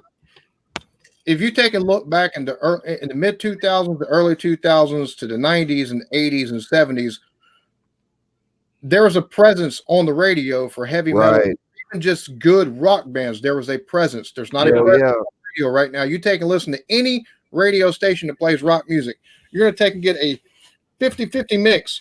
Yes. Bands that people are listening to today. Yes. And 90s and 80s fucking rock. Yeah. It'll be a mix of Nirvana, Pearl Jam, and a lot of that stuff thrown in with whatever one or two songs that's actually produced. I agree with you, Alan. You're right. If you listen to rock music back in the 2000s and the 90s, if you listen to the rock stations, what you heard was about an 80-20 mix between new rock and classic rock. And normally we'll call it late at nights when they played the classic rock, or they had an hour-long classic rock at lunch. He's right. He is 110% right. I cannot even. Hey, System of a Down's a great band, Andy. Yeah, they were.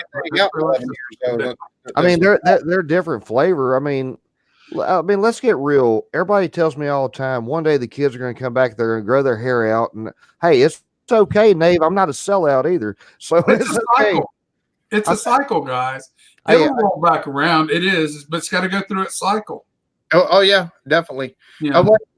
I know it's. I know what you're talking about. There's always going to be fans of any genre of Oh, music. of course. I'm just saying the Beatles ain't coming back. The only reason the Beatles were hot back in '64 of February is because 3 months before that, Kennedy got assassinated. And this country needs something to pick them up. No, no. I'm gonna disagree with you. That the Beatles made a big comeback in the mid to late 2000s. After John's dead and Paul's okay. They did. They made a big comeback with the younger crowd there for a little while. It was about the Austin Powers movies, and they came back. They were pretty big. They reached that.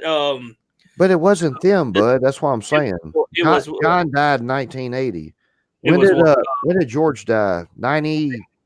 They released that album. I think it was called One. I think it was the name of the album or something like that. It was all their number one hits, but it's because it is a cycle. Resurgence of not only the fact of the matter being that the Austin Powers songs, but also the artists of the day took and I guess went back to listening to the Beatles or something like that. Yeah, it was. That's exactly what it was. BDO, does your shirt say testicle? He died. George Harrison died in 2001. Okay, I was close. I said 97.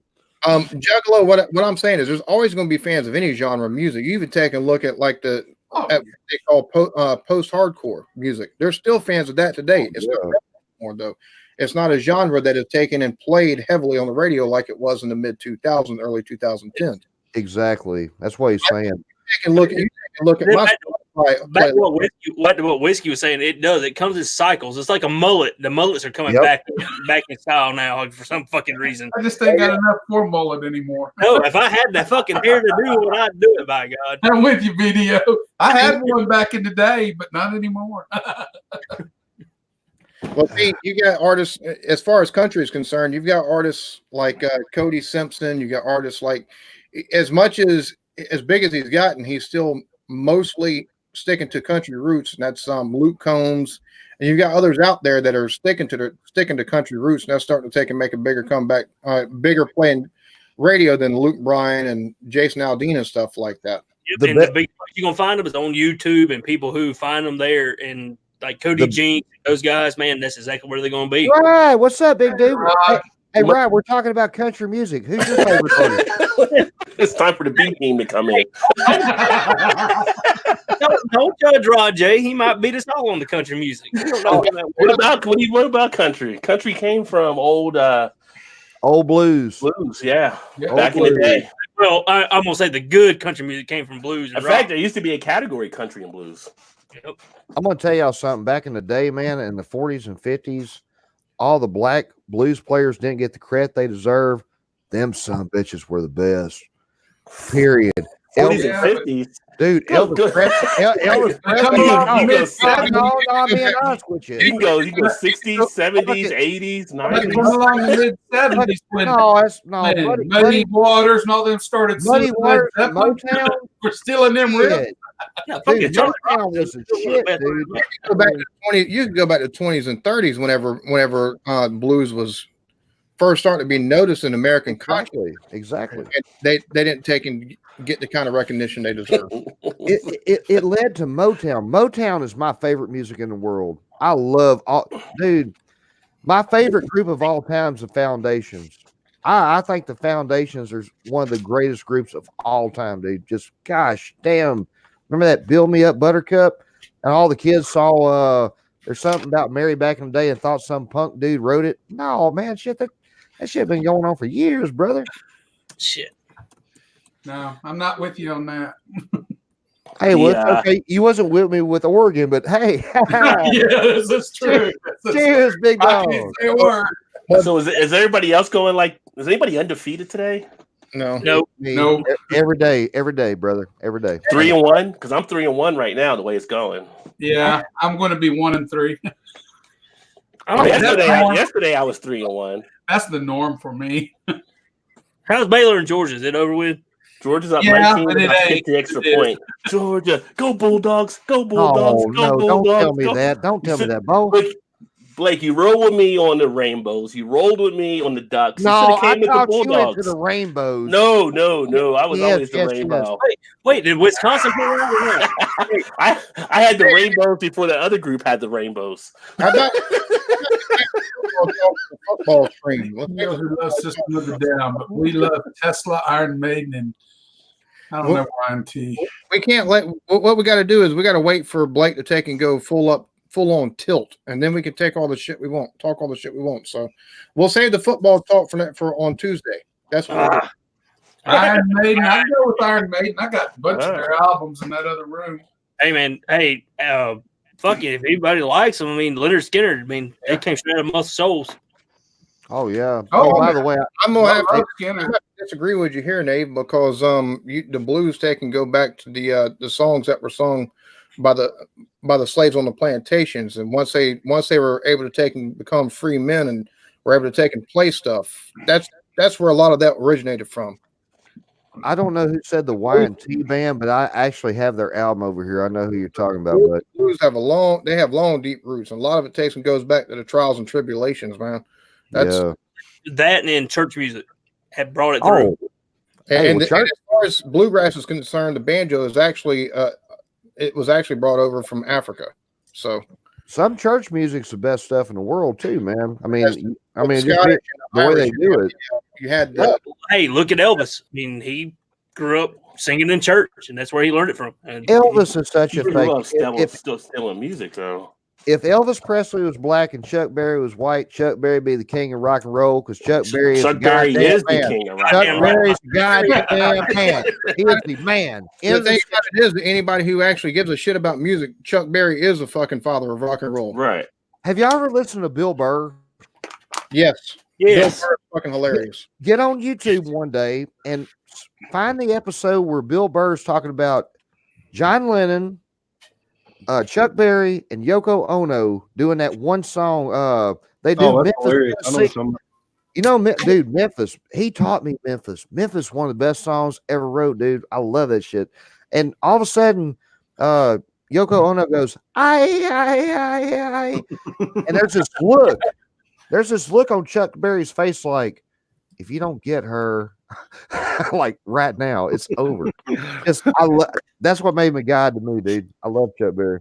Yeah, you need to watch the Bill Burr. I think I sent that to you actually. Remember you did. Dude, yeah. You're the one who sent it to me. I thought it was the greatest shit I ever seen. Funny stuff I ever seen because he was talking about. He said that that one chance his hero, to meet his hero, and get to play with his hero, Chuck Berry. And that's John Lennon. That's John Lennon meeting Chuck Berry, not the other way around. That's John Lennon meeting his hero, Chuck Berry. So he's up there playing, and all of a sudden he said, "You got one moment, and here you can't shut Yoko up." She's over yelling, screaming, right in the middle of it. And Chuck Berry goes, "Over like what?" He gave this look like grew up in church and grew up singing in church too. So did most hoes. Just saying. But on the country music thing, like it's been researched. I mean, it comes from country or Appalachia, but it also takes roots and genres. It says from Western music and blues. So yeah, it's where it comes together, but it comes from different areas. But blues is definitely a part of when it started. Blues, country, Cajun. I mean, it's a. And those old country musicians played homage to the blues back in the day. Country is a amalgamation of blues and R&B. Yep. And why they a lot of the traditional old Scots Irish tunes that came over with them, there's a lot of background in that too. And that, it's not like they learned to play music after they came to the new world. They were playing music for a long time, even with them sorry ass old bagpipes that make so damn much noise. But they still were making organized music. Wait, I got a point on this. Okay. He pointed. Whiskey. You're in the world now, buddy. The banjo originated from Africa. Yes. So the Appalachian, it was introduced by the slaves. That's where banjos were introduced. I'm talking about like violins and bagpipes. And it's the fiddles that were introduced by the fiddles were introduced by the Irish and the Scottish because that's a big part of their music over there. And you know what? That what makes America so goddamn great, because we can It's a knit all that shit together and make good fucking music. An amalgamation, my friend. An amalgamation. You said America's great. We just, Ain't much. Wait, what? Elvis In what world is Elvis and Bieber not much? Oh my God! I Hey, think Andy. Elvis had a little bit more original music. hey, Andy, We can come and fight. Elvis did. Oh my gosh, Elvis. Andy, I'm gonna agree with Andy. I'm gonna agree with Andy. There's not much I difference. see where Andy's coming from with it. I do, because Did y'all ever watch any Elvis movies? When Well, he they got both- back they from the both- war and they he started both taking their singing songs goats from to little one kids community. and shit, made a cartoon of himself. Vinson Bieber did the same shit his whole career. And I've got Elvis's last album at my mom's house, but they both took music from one community, so they're not much different in that regard. Yep. My mom had Blue Hawaii. My mom had a bunch of Elvis albums, and she had the old Blue Hawaii that was still in the blue. Yeah. When they had their house fire last, what was it? April, May. All that burned up. oh, that's That was No, a valuable album. my wife does have pretty good taste in music. She'll go from pop to like the hip hop that she grew up on, and rock and stuff like that, like the alt rock that you take and listen to in the 90s and stuff like that. Hey, Whiskey, I actually got that, man. I never watch it. Maybe one day we can get off air and we can hook up with some address or something. We can give Mama what she lost. Just saying. Just saying. Hey, I do it. I'm not going to listen to that corny shit. I mean, Elvis is corny to me. I'm sorry. It was given to me No, as I don't like Elvis either. You're preaching to the crowd there. I just don't like Elvis. 1977, I think it was. He came in concert in Wichita. A week later was Kiss. So you had where you was going to spend your money at. I went to the Kiss concert. Everybody went to Kiss back in the day. Everybody I went loved to the listen to Detroit Rock City. Scout's about the love gun, so. Oh, hell yeah, right. They call him Dr. Love. I'll be back. That was good, Robert Brad. Earl, absolutely. I like it. I do like his stuff. I have heard him. So Well, Robert O'Keen, man, he's on Right. it. I agree with that poem. Legendary Texas country man. I agree with that. Poems for God. Music worldwide is language for the soul. It's one of the few things in the world that can actually touch your soul. Doesn't matter what language you speak. You don't have to understand what they're taking and singing about. The music can be pretty enough that it touches you. Completely for that.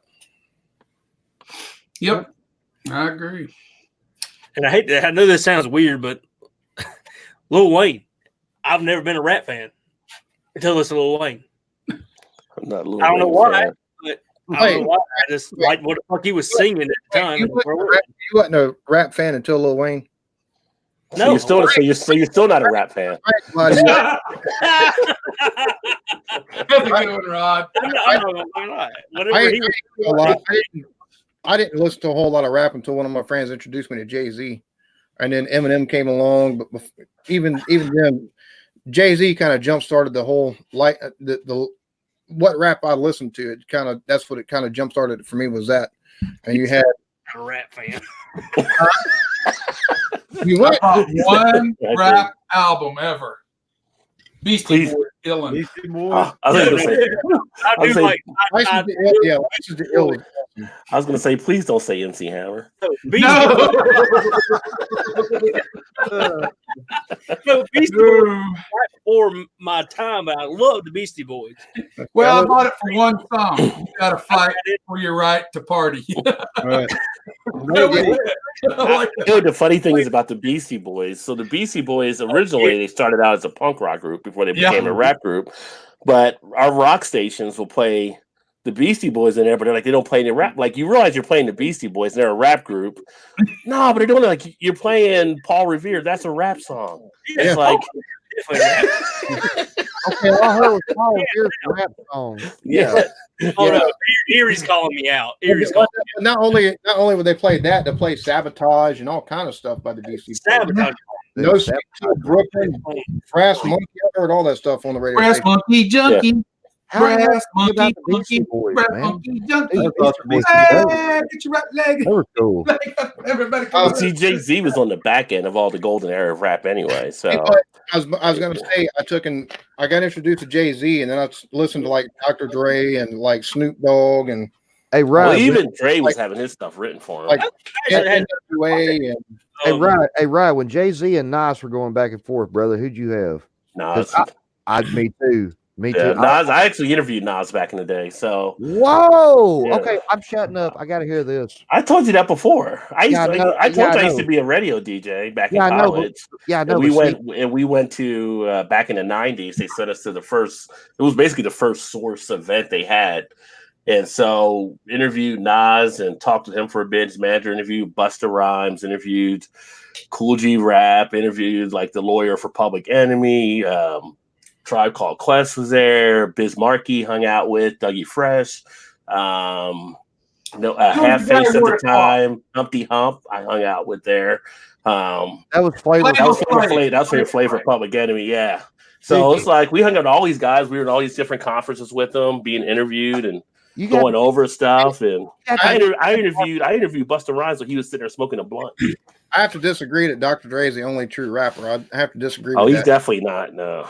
Busta Rhymes is Yeah, but Rod, like one rapper said like on because we listen to Sirius or whatever on the radio. I think it's Sirius or whatever we listen to. But like they say like two people you don't ever want to freestyle if you're giving a concert. And one of them was Busta Rhymes.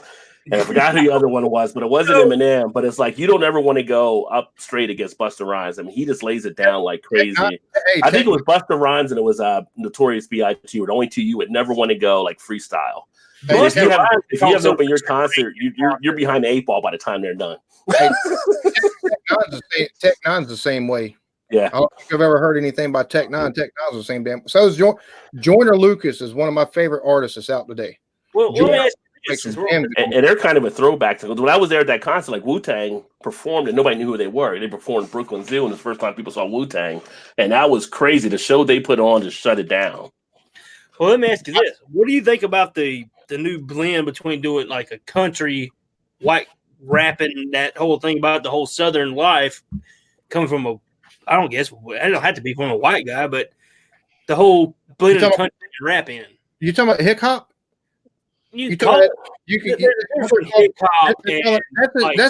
That's existed for a long damn time. There's a difference between hip hop and actually country boys rapping.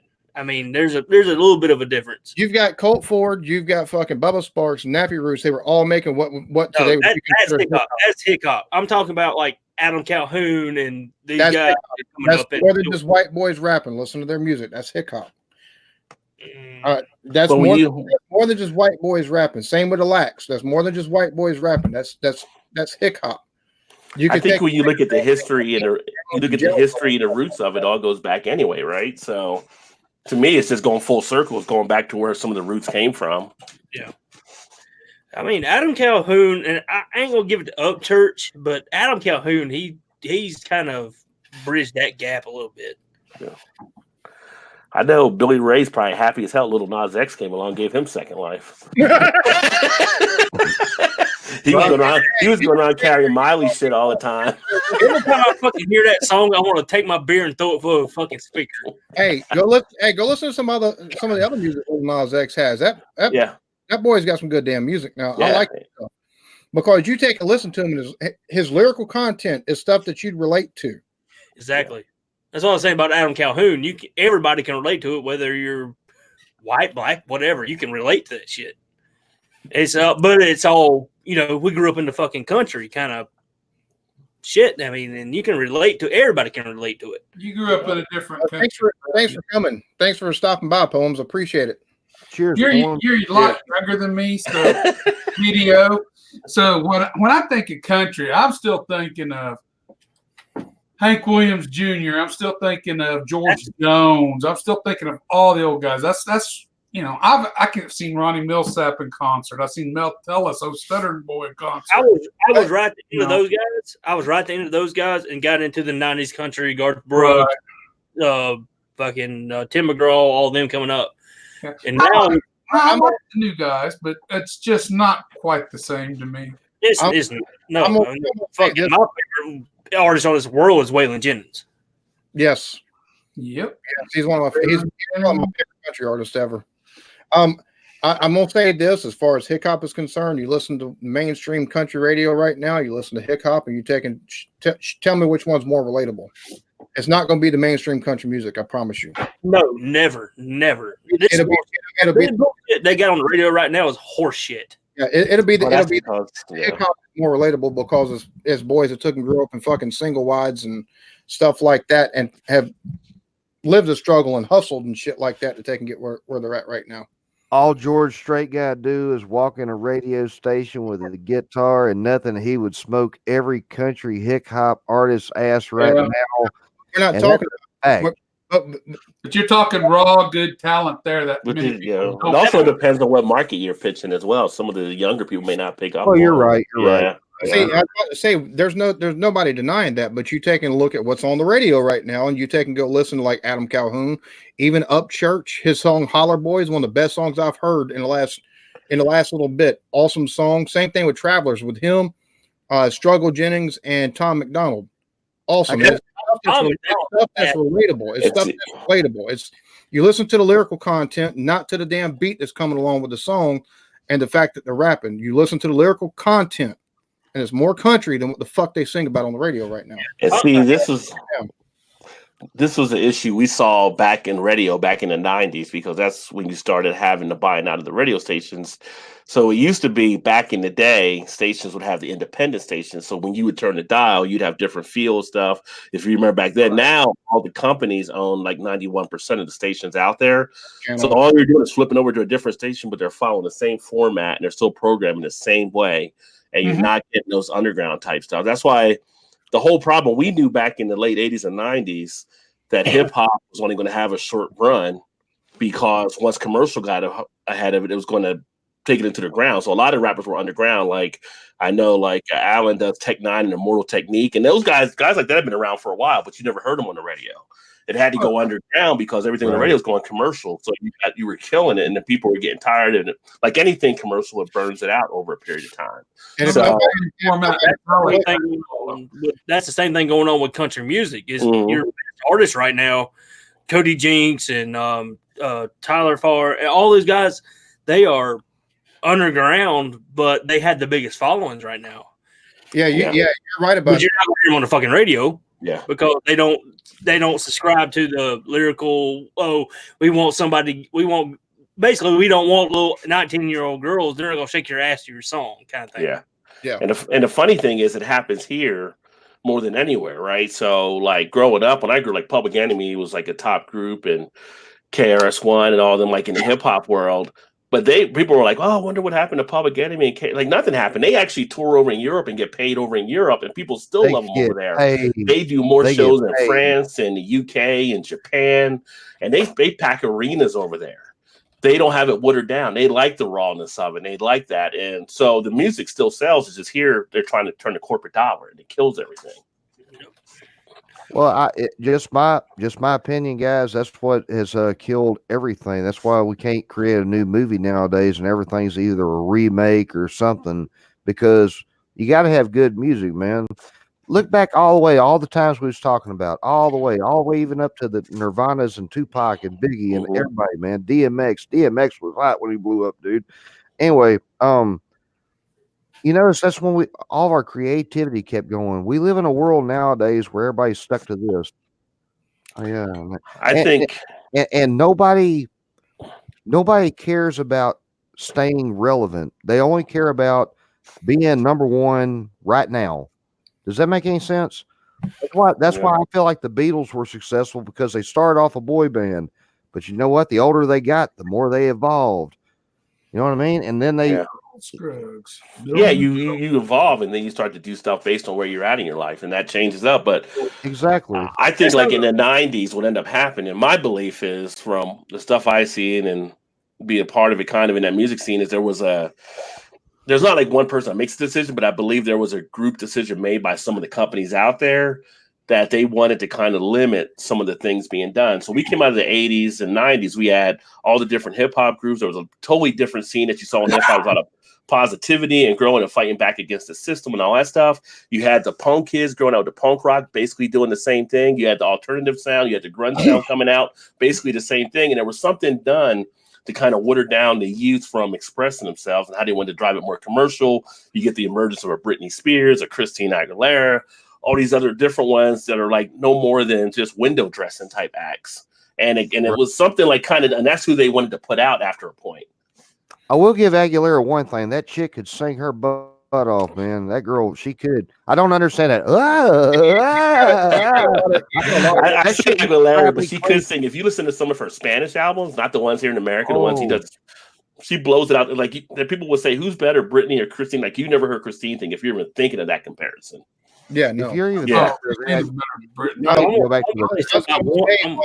on your note, Rod J, about dude, all the music that you hear now that's mainstream, the only reason why it's mainstream is because it's taking it's all beat driven and it's all fucking mind numbing. There's no It's a programming formula they're using now. They're trying to dumb down stuff. Yeah, you got to find people like Cody Jinks or like Akala, who I did the Fire in the Booth on the other Fire in the Booth, him or fucking K Reno or fucking Low Key and Immortal Technique and even SPM, South Park Mexican. He's still making music from fucking prison. That's the type of music they're not going to fucking play because it makes people fucking think. Tells people. That's where I was going to go with this. Was Sturgill Simpson? Yeah, he actually took and put a fucking. Have you seen the anime he put out yet on Netflix? Yeah, that's just unreal. It's like a steampunk kind of heavy or mild rock album. He went from being like just singing country songs, and he kept evolving his shit. And it's still, even people who like old school country, like me, are loving his new little. I don't even know what you call it, steampunk kind of album or whatever you want to call that with anime stuff. Man, that shit is unreal. He keeps evolving, and his fans keep following him. And the thing about it is, he's still not even mainstream. That's the sad part about it. He's still not mainstream. That's very fucking sad. Well, even as mainstream artists get hit on, like I remember a couple years ago, Ice Cube had a new song out. It was called "Good Cop, Bad Cop" with all the police stuff happening, and that track is a banger. And you don't hear it on the radio stuff, but it was blowing up on YouTube because of the viral and on Instagram and Twitter. And it was like everything he was saying it was like basically about how the police are doing stuff. And you won't catch that on the radio station, but when you hear it, all the lyrics are right there. That's why Ice Cube was the dominant one back in the day. And here's another thing, back to a point you was making earlier, Rod, Jay, about most of the, like Christina Aguilera and all the songs you're hitting that are in the top 40 kind of songs. Most of all those songs are only wrote by, believe it or not, 2 songwriters. Mm-hmm. They shop and sell them around. I mean, the days of Carole King and Joni Mitchell and all those days back in the 70s, when you had a lot of people that was really competent songwriters, they're just not there anymore. Yeah, they can't turn them out. I mean, that's why I think a lot of the songs have that, especially in the top 40, they have that same.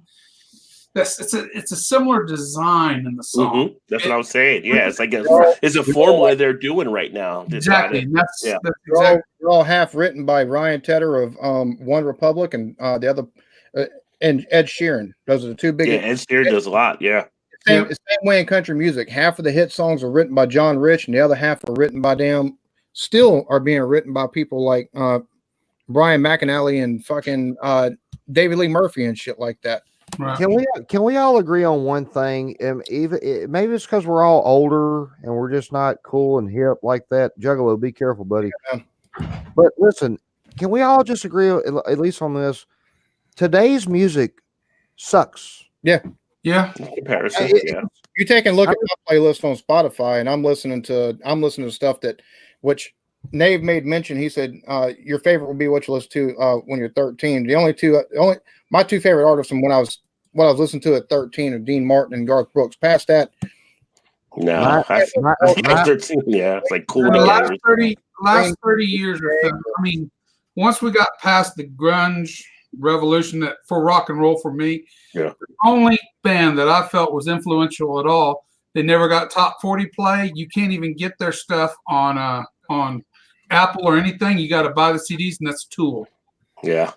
And I'm a Tool fan. I mean, I really like Tool music. I mean, they come out with an album here a while back, I think, or he's getting ready to release another one or something, but Oh, they did. Yeah. so original, and it's so different. They play with the melodies, the timing, and it works. He makes it work. And see, the station that I was at when I was in college, it was an alternative station.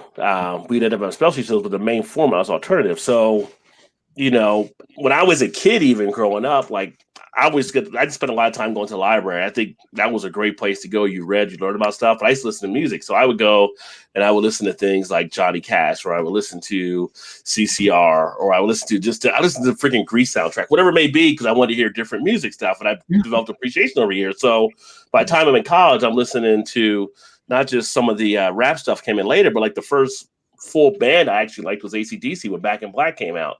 I was listening to Queen. In college, I was listening to the Cowboy Junkies. I was listening to the Rollins Band. I was listening to music from all over the spot. And when you heard good music, no matter where it came from, seriously, it would make your hair stand up on your arm. You're like, whoa, whoa, whoa, whoa. Rewind that back. The first time you hear Aretha Franklin, you're like, how did she even hit that note? Rewind that back. I got to hear that again. Oh, yeah.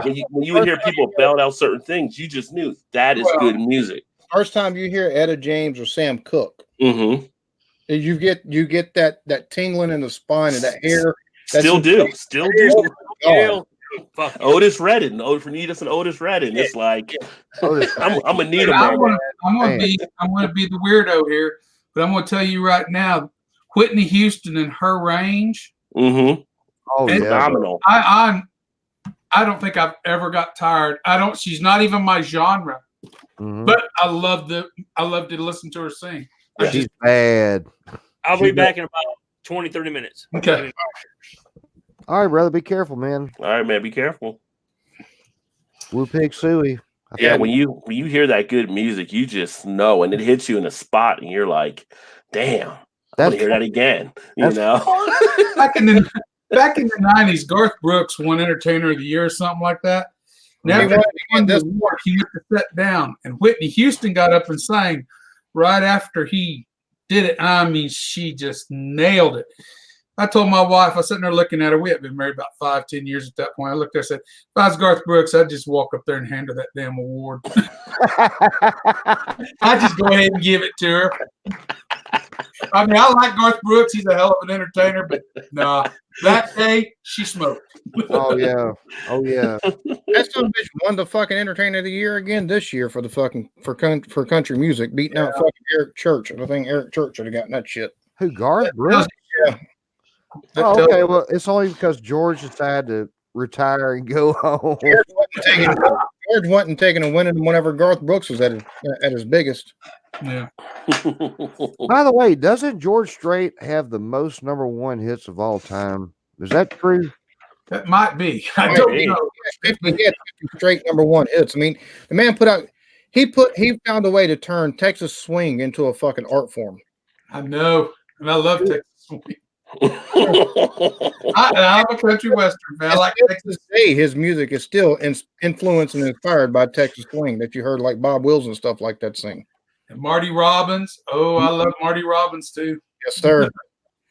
Well, you hear Waylon Jennings talking about in Texas, Bob Wills is still the king. And you hear that line, and you go, all right, let me look up Bob Wills. And you look at Bob Wills and go, okay, I can see the reason why he says that shit. Yeah. Johnny Horton was another one. He never got a whole lot of acclaim, but he was. Oh, you're right about that. He was very talented. Marty Robbins, his greatest hits, Marty Robbins' greatest hits album is one of my favorite albums of all time. You'll find Marty Robbins songs on my playlist. That's how much I like you. I mean, it's always funny. I find it whenever people talk about like their favorite guitars and stuff like that, or most influential little gnats. They found a way back green. We had a warm day a couple days ago, and they found a way into the fucking house. Now they found a way back into this room. Hopefully, they die in here the next day or so. Go where it's not cold. Talk about their, who influenced them, stuff like that. I find it funny that here recently you don't hear anybody talking about like Jerry Reed or nothing like Jerry Reed. Jerry Reed was God damn, that boy could take and play a fucking guitar. Yes, he's sir. one of my favorite country artists from back in the day. Jerry Reed was good. His play style was a lot different, or his singing style was a lot different because he could take and do the pretty music, but he also had a lot of that talking style stuff. Oh, Glenn Campbell, Buck Owens. I mean, we're going down my row here. I wonder if those artists that are younger now put the work in now to see where the music came from, because you hear sometimes like they don't know who people made, and you think they put stuff in, they don't, and we see it like in sports and stuff too, where they don't know things like that. But well, you got like Luke Bryan, one of the biggest country stars right now, and he had a song called "That's What Country Is," and he took and put talking about a Jimmy Rogers song that was long forgotten. Well, you go listen to Jimmy Rogers, and the yodeling cowboy. Mm-hmm. And you listen to his music, and then you listen to the shit that Luke Bryan's putting out now. It's like, motherfucker, you forgot your roots. It's as simple as that, because your shit. And see, more people will go watch Luke Bryan than they will Chris Stapleton. Let that sink in a minute. That's an honest guy fact. No, not no more. Chris Stapleton's he's gotten a lot bigger. Well, good for him. I don't care for Chris Stapleton at fucking all. I don't either, but when he did Tennessee Whiskey, that one damn note he hit, because I was checking him out. I mean, I play music, folks. I mean, 50% of my job's to read people, and I read him, and okay, he can't do shit. When he did, my problem is all of this shit sounds the same. Yeah, I know. But you take and look at Luke Bryan's stuff. It's like, dude, he took and did the CMT crossover with the Journey or something like that. And it's like, well, that's the reason why his music sounds the way it does, because he's going off shit like that. Same thing with Jason Aldean.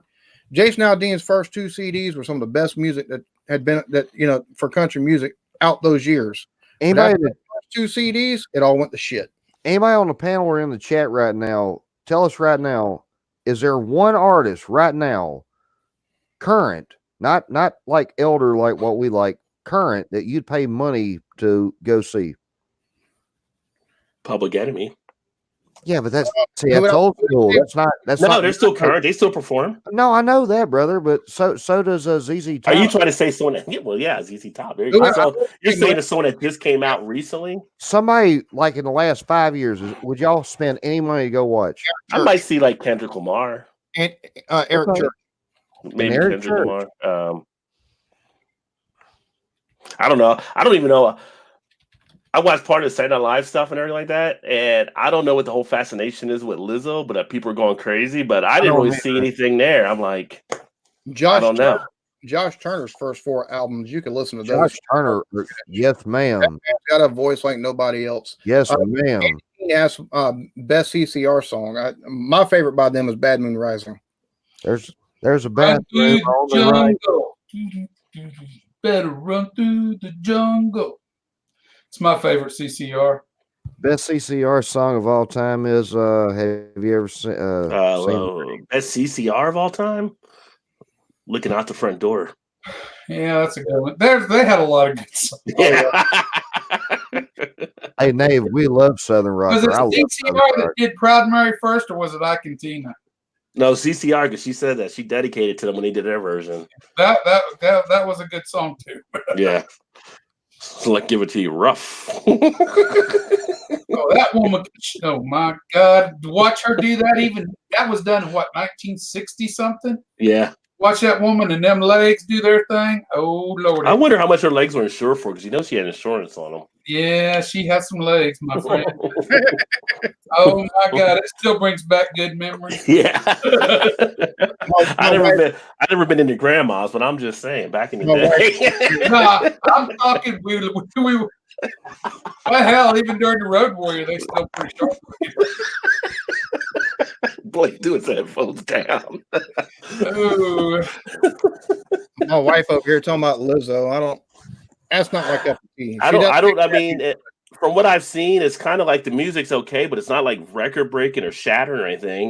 Maybe this is the empowerment movement. Yeah, I think that's what it is. I don't care for the song. It doesn't make half fucking sense for me. But if you were to give music awards, it should be for the song. To answer your question, Blake, maybe Granger Smith, as far as country goes, I wouldn't mind going watching his. I wouldn't mind paying for his show. I like some of his music. So. But now that My Chemical Romance is playing again and possibly putting out another record, I'd go see My Chemical Romance. Yeah, but would that be new then? Because you can say about Rage Against the Machine, because they're going to be going back on the road this year. Rage Against the Machine is one of the baddest fucking bands of all time. They're talking about putting out another album, so yeah, I got to say that's one of my favorite bands of all times too, and I didn't mention them earlier. Is My Chemical Romance. Everybody labels them emo. You take a look at what they did. They took glam rock, they took punk rock, they took rock operas, and melded it all together. I think perfectly. Were they emo? You can call it whatever you want. I call it damn good music. They impressed me with their first hit. My Helena? Was that their first hit? Yeah. First time I saw them, dude, I was straight bumping Bubba Sparks. Dude, I had the 215s in my truck. I tell kids this nowadays, they have no idea what I'm talking about. Oh, you had some 15s in your truck, like dollar bills? No. 15 ounces. Yeah. Yeah, no, not 15 ounces. I'm talking the big Solo Barrack squares, and we had the damn 2,000 watt amp, and we was bumping. Dude, I rode through the hood one night after me and my homeboys scored some liquor. We was playing the damn Scottish national anthem. One of the coolest versions you ever hear that song is with a techno beat to it. It's like da da da, and that drum's going boom boom boom boom boom boom.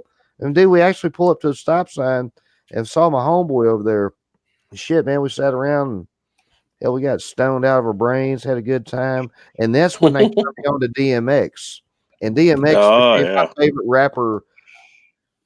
What was the name of that first album, Rod? It's Dark and Hell It's Hot. Dark and Hell. I don't know the first or the second, because there was one that was X. It might have been.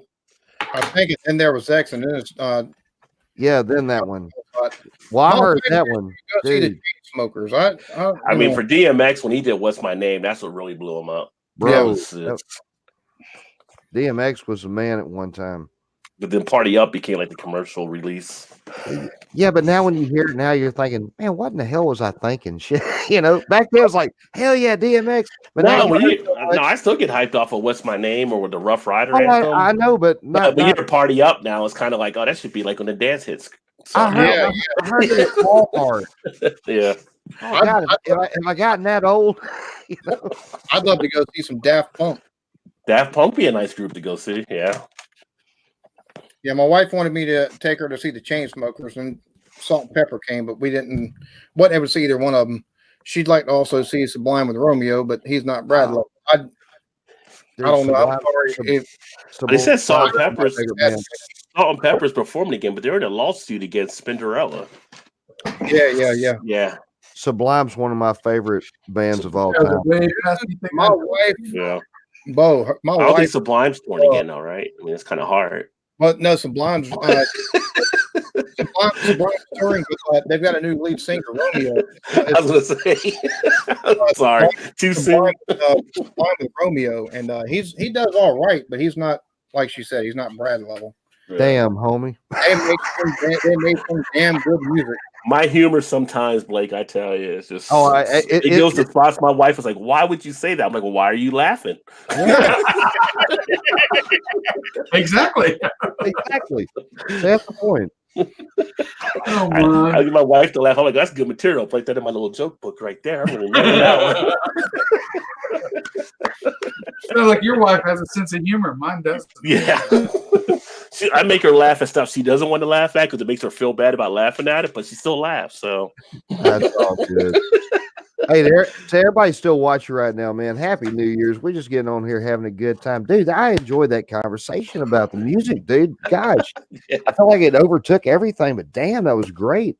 Well, there's few things in life that you take and outside of Sir Mix-a-Lot was my favorite guy back in the day. Seattle, yeah. Oh, Seattle ain't bullshit. Nazi on Broadway. Oh yes. Other than my wife and kids, like my 4 Jeremy. My favorite thing in the world was music. Like legit.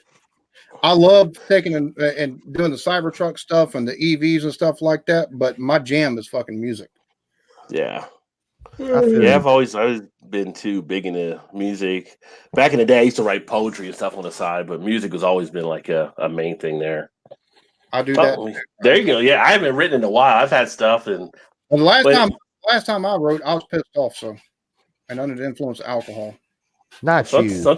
Sometimes you can let some good stuff come out at that point. I mean, You can go find those in Facebook. Jay, they're both Sometimes really bad stuff. well, you look at some of the great authors of all time, right? You look at Mary Shelley writing Frankenstein; they were high on lithium when they were doing it. So, you look at Jimi Hendrix, some of the stuff he came up with in his state of mind, right? Or you look at some of the stuff Jim Morrison was doing. Some of the artists have tapped into other areas. fucking It's very easy to do. under the influence of opium. So Right. Very easy to do. Jimi Hendrix, the way he could play guitar and not be there that's was what it's amazing. about. Dave. That's what it's about. Well, if he played the way he played the anthem that time, you're another guitar player, like, well, fuck, I'm done for the night. Yeah. I think- I don't wish my taste was as good as yours. It's better. He's sleeping on the couch. He's sleeping on the couch. Oh my God, he pissed. No. Cal says, hello, old friend. Cheers, everybody. Hey, Jimi Hendrix got his start by playing backup to Little Richard. Well, Yeah. Mhm. So, Yep. and nobody ever thought nothing of him. And then somebody got in his ear one day and said, "Jimmy, you play the hell out of that guitar, and unless you become the man, start singing, you ain't gonna do shit." And boy, they were He right. could sing. And I have to be honest, he wasn't the most lyrically gifted person, but it worked for what he did. But that's the point, brother. He didn't have to, because nobody came there to hear a 5-key quartet with him. They just want to hear him play. Yeah, I think And that's what But you had when you hear like songs like All Along the Watchtower, that was wrote by Bob Dylan. That's something that Bob Dylan wrote that Jimmy played. Jimmy turned that into the song it was. Well, that's my favorite from Jimmy when he's all on the Watchtower. Yeah. You listen to Bob Dylan, you go, you listen to Hendrix, you go, hey, it's the clouds. I like to see Bob Dylan and Ozzy Osbourne trying to order at a sub place, trying to understand what the fuck they're saying. damn. They'll eat it. I have no clue what they're talking about. Well, hey, Was that a Whiskey, Philly cheesesteak, sir? Sharon! hey, Whiskey, it's just like Trent Reznor from 9 Inch Nails writing "Hurt," and then Johnny Cash coming in and just okay, blowing it up, yeah. I'll take this and knock it out of the park. Same thing, brother. Yeah. But I liked it from Reznor too. Oh, me too. I didn't like it from Bob Dylan. I'll be honest. I have never been a Bob Dylan fan. Bob Dylan's not a singer, but dude, he could write a killer little song. You would be surprised at the people that think he can sing. Well, he's like he's got the folk sing appeal to it, so that's what he gets him, Well, that's all his fans are people who can't sing, and that's all they do. It's like, as I blister through the gardens of Adams and apples. There was only one nasal singer like that I could tolerate, and that was Willie Nelson. And it took me years before I could tolerate it. I was thinking Bob's like hanging out with Willie, and Willie's like sitting there smoking a joint, like, yeah, that's good. That's good, Bob. That's good. And they're like, damn it, Willie, you're high.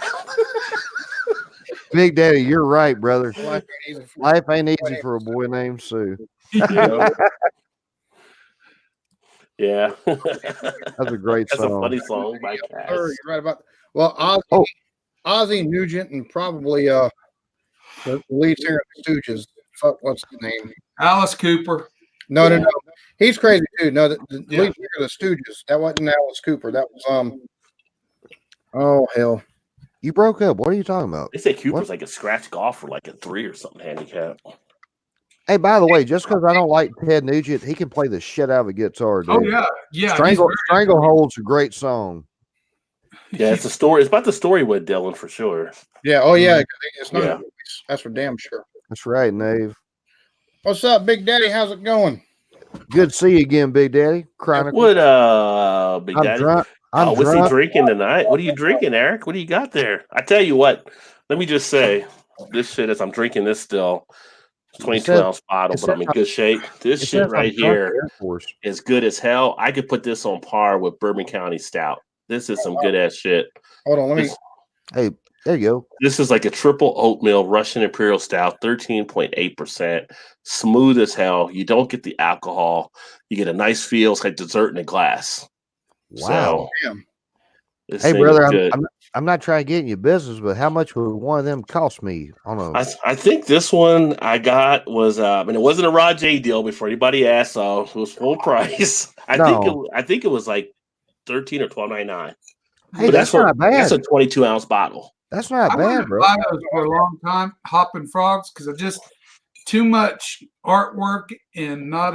I get scared when I see too much artwork like that. I'm going to tell you, Hoppin' What are Frog they makes. not trying to? They make good shit out of Akron. I'm telling you, if you see Hoppin' Frog, pick up Hoppin' Frog. I've had one since. I mean, I'm Yeah. talking when I originally first seen them. Yeah. Yes, the one I had was great. I have no complaints, but it took me a long, long time to pull that trigger. Yeah. Well, if Eric had the Big Bad Baptist from Epic, then you're looking at starting off around somewhere between 14 or 15%, probably. Yeah.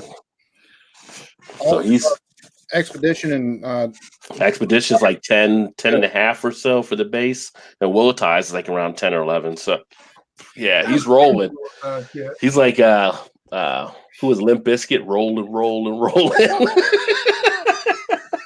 Fred Durst. Did you see the Fred Durst commercial yet? They have No, Yeah, he's walking across. She's playing the one is the tape is stuck in there and it yeah. right. He pulls up and he's got the groceries and he just looks at it. he looks at her, kind of shakes his head and walks on. Oh yeah. Yeah.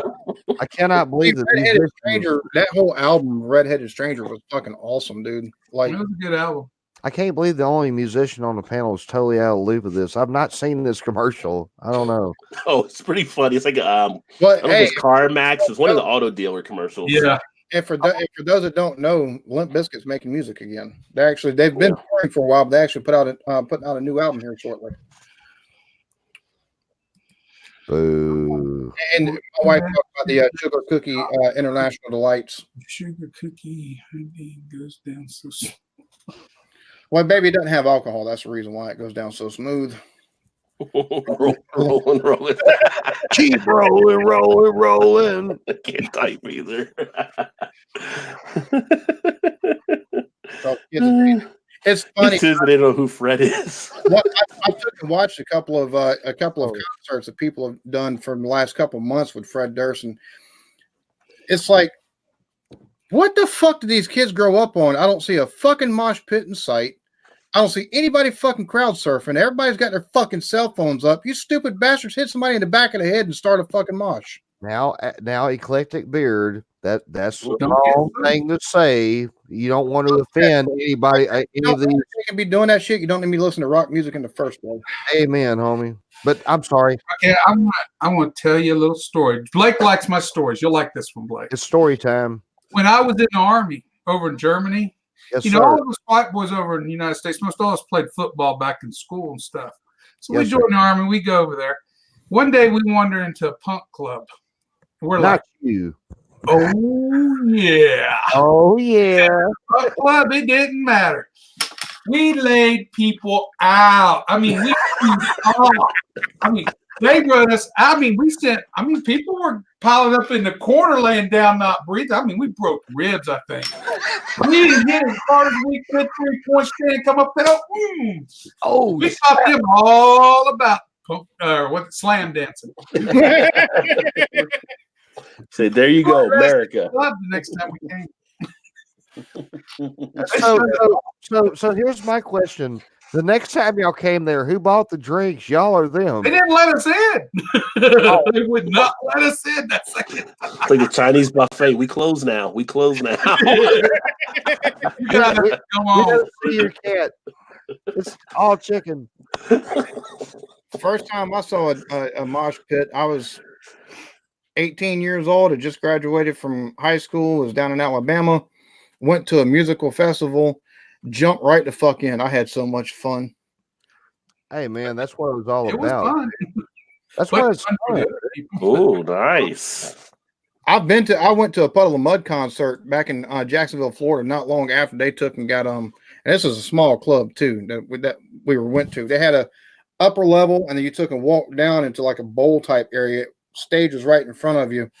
They had the little gates that didn't really work all that well, and the security behind it. Make sure you didn't take and crowd surf too far or try to take and get on stage with the band. And yeah, I remember being down on the bowl and just everybody, we're sitting there, and I'm like, what the fuck? So I took the fella in front of me. I said, fuck, that motherfucker just about tumbled over. He fucking flew. He fucking pushed me back, and next thing you know, next thing you know, I run back at him, hit him with that fucking elbow, and about 3 other people fucking joined in, and that's how we got the fucking mosh pit started. Wow. Two songs in, I'm like, what the fuck? And actually, it was Smile Empty Soul that was playing before them. So we got it started with Smile Empty Soul, and then from there it just kind of devolved. I actually got kicked out and had to take and find my way, had to jump back into the fucking venue. I took from the upper level, jumped to the lower level for crowd surfing, and got carried straight to the front where the security was, and escorted out the side door. You got to go. There's trouble making motherfucker. One of my homeboys did that shit one time. He used to play in California, man. We've actually recorded a little bit together. He had the best story. He says, brother, I was sitting down on damn what's that street in the San Francisco Haight-Ashbury? Haight-Ashbury, yeah. Yeah, Haight-Ashbury. He says, man, we're playing right down there. We got all these people around. He says, brother, I'm 30 years old. I'm gonna live my dream. I'm gonna do a damn. He's gonna jump off stage with a guitar and he's gonna crowd surf, right? He said, homie, I'll never forget it as long as I live. He says, okay, I finally made up my mind. They're doing like Freebird or something really cool.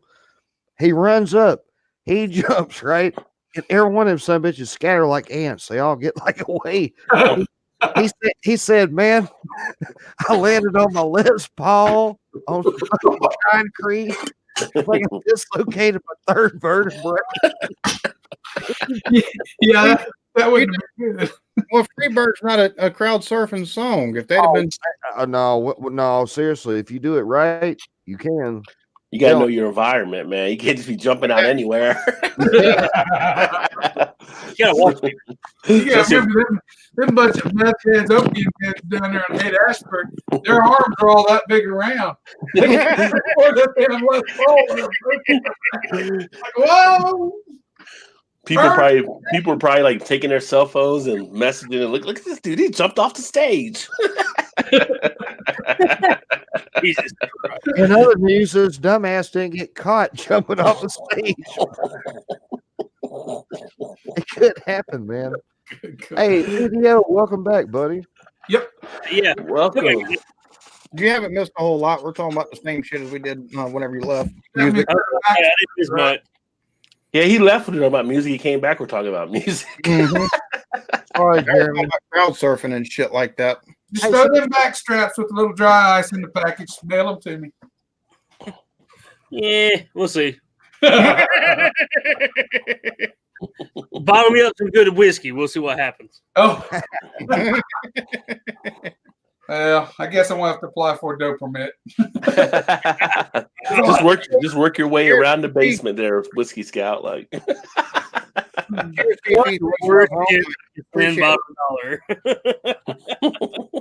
Fifi, what's up, homie? Cheer, Fifi.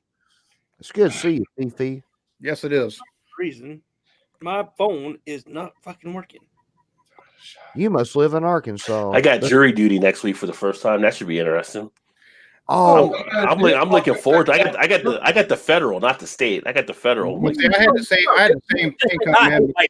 Just say it. It'll be over with. Don't worry about it. No, I want to go. I want to see how I want to be in the process. Oh, you want to visit? Oh yeah, I want to do it. I was like, I'm hoping he's like, oh my god, he's like, they're already guilty, ain't they? Yeah. Ain't they already guilty? Look at his smile. He's like, I'm hoping I get like the Matt Bevin case in Kentucky. That'd be hilarious. See, I took and got a summons for jury duty, or I got the paperwork. I had to fill it out. I filled it out, and then I took and got the. You're not needed for this go around, but we've got your name for future events. Yeah. Yeah. All right. Yeah, they give like $50 for the day, and then you got like parking and all kind of stuff that they take care of. And I don't know. They said like coffee and donuts, but they I don't know if they reimburse for food or not. I don't care. I'm just like, I just want to go and do it. But see, I'm a big person. I'm a big person in the history and politics, so I love that kind of shit. So no, I've done it 3 times now. The furthest I've ever made was did pass the written part. Then we all lined up and asked just a few questions, and they moved us all to another set toward the front. and they asked this crazy question. I still to this day didn't at the time understand. They go, "What magazine subscriptions do you got?" Well, I had Field and Stream. I mean, I had a Field and Stream magazine for subscription. They say you're out. And I was like, "Yeah, you're out." Well, come to find out, the case was about a molester. So I always wondered if I'd have said Penthouse. Oh, you're in, buddy. You're in. Well, see, if I was to get asked questions like that, I'd be like, I've got Sports Illustrated and Wine Spectator, and well, I've got the Food Network subscriptions. I was just thinking the Scouts thing. If he would have said highlights, that little thing used to be as kids, they'd have probably picked him to be. Oh my God! Ranger Rick. I prefer the Ranger Rick. The Ranger Rick. Years. Oh Years ago. I don't even know if they still have highlights. I remember being a kid going there and they have highlights in the doctor's office. They do. They're expensive and they're a pain in the ass to fucking get canceled. Okay, I'm back. For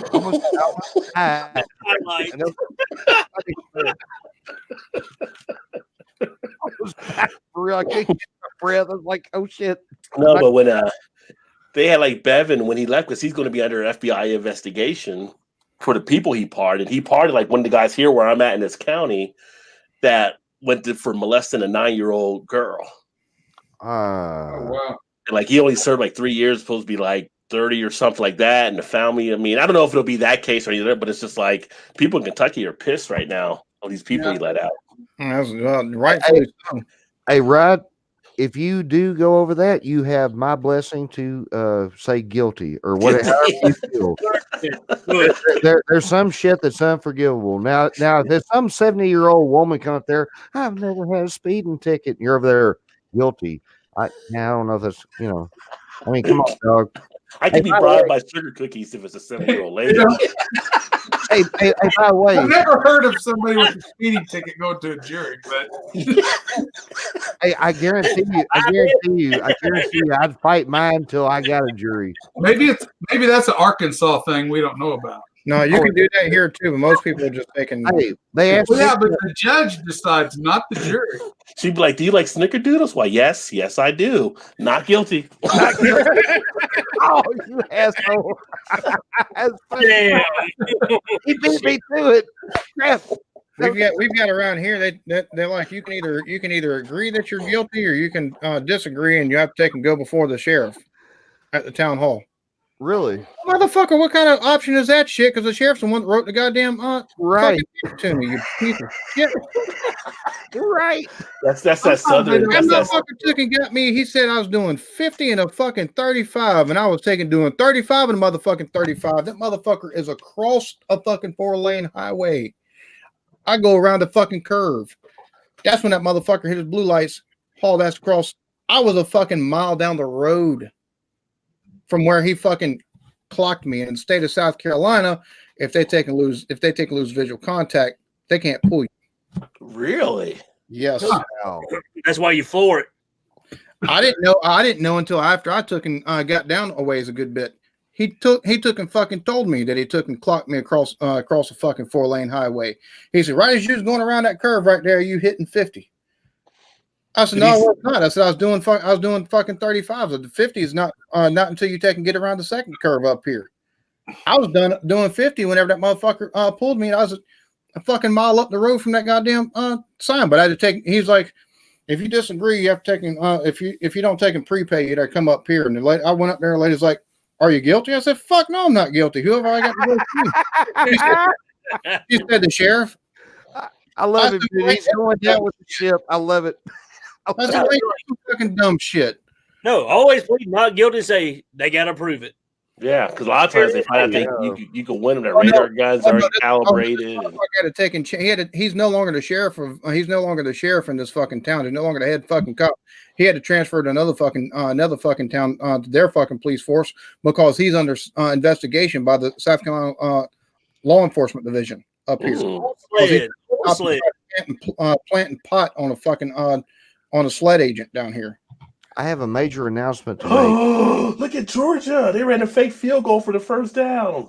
Erie Erie is going to bed. Erie is leaving the building. Good night, Miss Erie. Night, Erie. Not. She can't go to bed yet. Oh, okay. Well, she says she's going to bed. That's what I saw. Love you, babe. Y'all give me 1 second. I'll be right back. Oh, hell. Now I'm in That's all control. he needs. Oh, 1 second? Takes dance, me longer than that.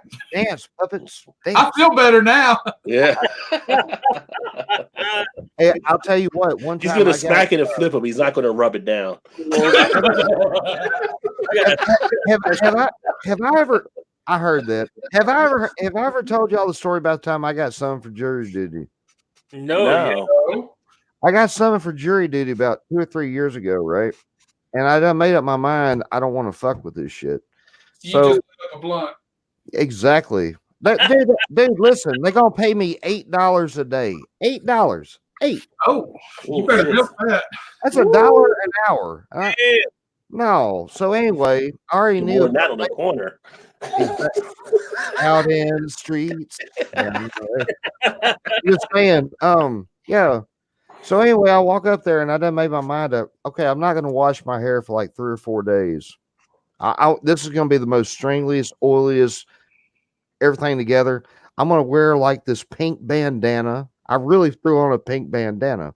I had on a black shirt that you had to get like a magnifying glass to read it, and it said, "The leprechauns are after my stash." I mean, I planned this out verbatim, right? So when I walk into the good, squeaky clean courthouse, they're instantly going to say, "To hell with you, kid." I was okay, that's cool. So I walk up there, and there's this little old black man, and he's paying his taxes, and he's nice as pie to me. He got on suspenders. Dude, that was cool as shit. I mean, yes, sir. We was having a good time. Anyway, he turned around, he left, and the lady, you could tell she didn't want to fuck with me. She's this little old white Betty White looking motherfucker. Anyway, so she's putting her head down. And you know they got that glass, that plexi glass where you can slide stuff under. That's what I'm dealing with. So anyway, I said, "How you doing today, ma'am?" And boy, she put her head down like right here. I said, "Ma'am, can you hear me?" She put her head down like that. Now I'm starting to get offended because I don't even want to be at this damn shit. For one, I done ain't washed my hair in 4 days. I'm wearing a pink bandana. Now I'm starting to get a little insulted. So Why didn't you wash your hair in 4 fucking days? because I didn't want to be part of jury He's trying duty. to jury duty. Oh, I'm okay. trying to jury duty. That really pissed me off, right? So I take this right hand right here and they got the plexiglass and I slam it up against. I said, "Bam!" And boy, she jumped up like this. And I said, "I'm here for jury duty." Oh, okay. And boy, she took one look at me and thought I was, the son of Satan. And I slid it down up underneath the thing, and she took it and she says, "We'll be in touch." Y'all ain't gonna believe this. I'd never heard another word from them. They Not put you to on the this do not day. call list. Not to Hey, this Alan. day. Alan, next time something like that happens, though, and you see him coming up to your side of your car, start picking your nose real heavy and start holding your driver's license like that and giving it to him. Generally, they let you go. And we know this because Yeah, that's the next question. That saved me a few dollars, buddy. I know another one they said you can do is pee your pants. Like you said, you just had to go and I don't got to go that far. you give them a booger, but you're not peeing your Yeah, pants. Well, I can't do the booger. But I can clean that up. That's going to cost me a few dollars at the car wash. Off the damn seat. Oh, Pete, just shit your pants. Who? well, You know what? you do that if you get into an accident. That's extra money. The last time I got pulled over, I actually was going fast. I was going like 70 and a 55 or 75 and 55 down the street in our house. But there was nobody I was really trying to pass. There was no cars right there. The police will pull me over. Well, I'm driving my Charger at the time, and he pulls up in the Charger. And so he comes down there, and he's like, it's like 7:30 in the morning. Like, any reason you're going fast? Or I said, no, I'm just heading to work or whatever like that. And And he's like, well, let me see your license, make sure everything's good and all that kind of stuff. And I was like, yeah, it's like, you know how these kind of get away from me. And he's like, yeah, what do you got, the RT? I'm like, yeah, you know. He's like, yeah, you put your foot down on that baby, it'll take off on you, and all that kind of stuff. So he takes my license, comes back. He's like, well, you're all good. There's nothing on your record. So why don't we just call it even? As long as you don't speed, I won't rate you up. Works for me. Right, Jay? I was never blessed with that ability, my friend. They just instantly looked at me and said, "This son of a bitch is up to something." I don't know why. Well, that's part of sales. You always find a commonality on things when they happen. I've got a charger, you got a charger. We know they're fast, so how can I work that into the angle? And it worked. When I used to write insurance, I used to sell auto insurance and stuff, and I get pulled over. I'm like, was I? I really can't be doing that. I'm an insurance agent. I show my business card, all kind of stuff. Always get out a ticket. And plus, we used to work with the FOP. So it's like, I'd be like, do you know so-and-so from we work with the FOP in Kentucky. Do you know so-and-so? And everybody, oh, yeah, he's a good guy, blah, blah, blah. And you always got to find a commonality on things. I'm in an old Chevrolet truck. I'm like, hey, you're fat like me. Don't give me a ticket. Now, my wife, she's a classic. She's still got her southern accent from Louisiana, and all these Kansas boy cops, especially the youngest ones, they can keep that shit up. She could be doing 80 and a 55. They'll come up to her. They got this big stern look, and she'll go, I'm sorry, sir. What was I doing? I'm in the seat. I cannot believe what I'm hearing coming out of her mouth. She gets a warning every time. It worked until she ran into that woman trooper. You get out. Hey, I just thought it was damn time. She never get a ticket. Hey, Jeremy, it's good to see you back, buddy. Hey, baby, how you doing? Jeremy, it's good to see you back, buddy. You got anything to add on this topic? No. No. Jeremy's probably never got a ticket. Oh, yeah. He's probably deadly too. Jeremy's just like, I'm Baby Elvis. Want me to sing a song for you? No, you're royalty. You're good to go. You're right. He says, thank you. Thank you very much. Put on the river. Yeah, on come Jeremy. Well, don't you step on my blue suede shoes. You gotta buy me some so I can say that. Cheers to Donovan.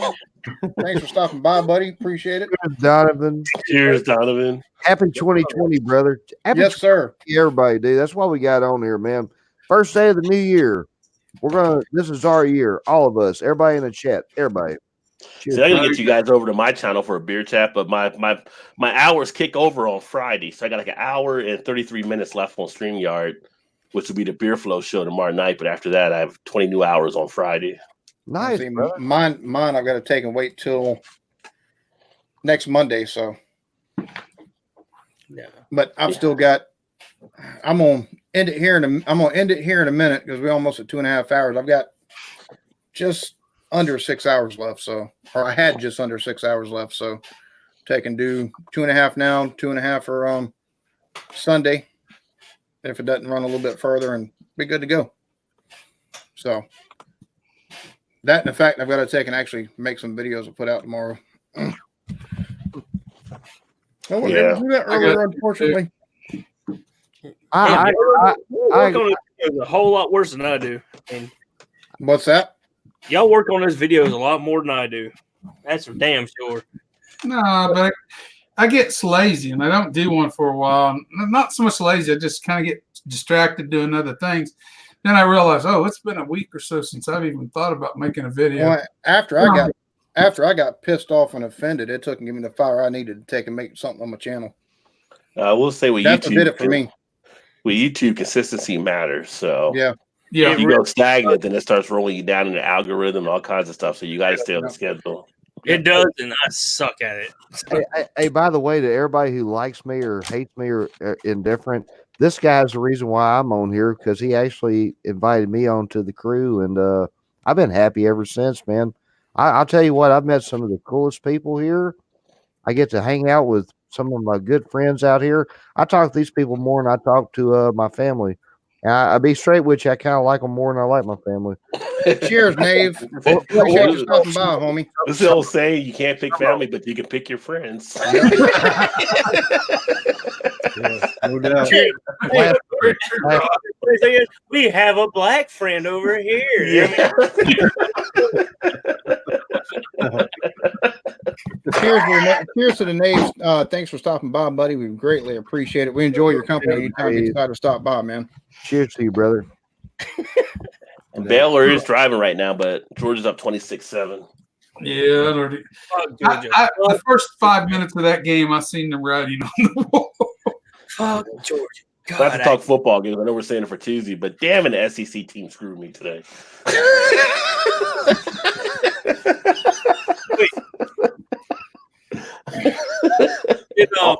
Auburn. Did Minnesota win?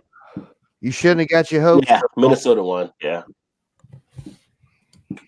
But I'm pretty sure I lost the rest of them. But I only won Alabama. So. Alabama scared me for a little bit. Yeah, shit. Shit, that's one of the things. That's one of the reasons right there why I took and I poured a drink as soon as they started getting down. I was like, "Yep, time to pour a drink." Hopefully by halftime we'll be, at least still fighting pretty good. And I think Michigan would do something at some point. Can we get an update on who's doing what, or you ain't caught it up yet?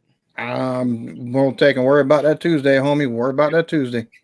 Hey Jay, right now, if I do it now, we might have to take and hear Blake shit all over again. And I'm not. We hear that enough in the we hear that enough in the hangout.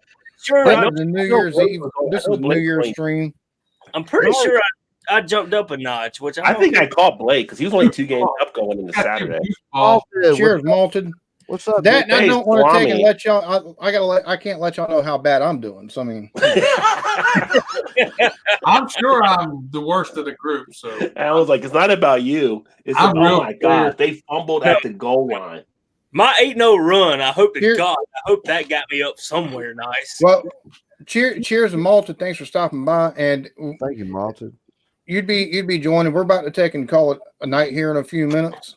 About 5 minutes from now, we're gonna call it a night. I'm gonna give it a full 2.5 hours, and we don't talk. If y'all don't know Malted, we don't talk hockey. We don't know anything about no figure skating with sticks. Well, I was gonna say, if you guys don't know whiskey, Swami does. I mean, I don't know, Scout, if you're on the Swami's thing too, but he does a lot of good whiskey stuff. Oh yeah, man. He was live on Malted. Had a few beers or had a couple of whiskeys together. We know. We know each other quite well. In some sense, but not I like how he said fellers instead of fellas. That's the Canadian version. Have a good one, Big Daddy Chronicles. Appreciate you stopping by, buddy. Cheers, Eric. Jeremy has been very quiet. Y'all, let's give him a minute just so he can talk. He ain't said shit in a long time. I done asked him 5 minutes ago. I asked him 5 minutes ago what he thought about Michigan. I have to mute Blake so Jeremy can actually say something. Yeah. No, I'm fine. Hey, Jeremy, are you doing the OBS camera right now with the virtual thing? Yes, virtual cam. Okay. That's pretty cool. My green screen's not exactly set up right, but so I was trying to take and do that myself when before I started, and it just wouldn't work for me again for whatever reason. I was like, whatever. I said, fuck it. I'll just go with the regular green screen. Damn it. Happy New Year's to you, Swami. What? Good morning to good evening from us. Sweden. And, have a good day in Sweden, buddy. Appreciate you stopping by, man. Man, that's awesome. International. Yes, sir. Big time. If Prestige you haven't, worldwide. Check him out. It's funny. He kind of trips up. He trips up on the. There's a company, Polestar. They're a division of Volvo, where he took and asked the salesman for the Polestar about LiDAR, and the guy was like, "What?" I was like, "Wait, you should know that if you're selling it, homie." Kind of tripped him up a little bit, but yeah, Donovan. This is, I would say, the second. This is like the 4th or 5th time he's been on the streams, if not a little bit more than that. He's in the comments a lot of times in the videos, and I appreciate that, man. Really do. That's awesome.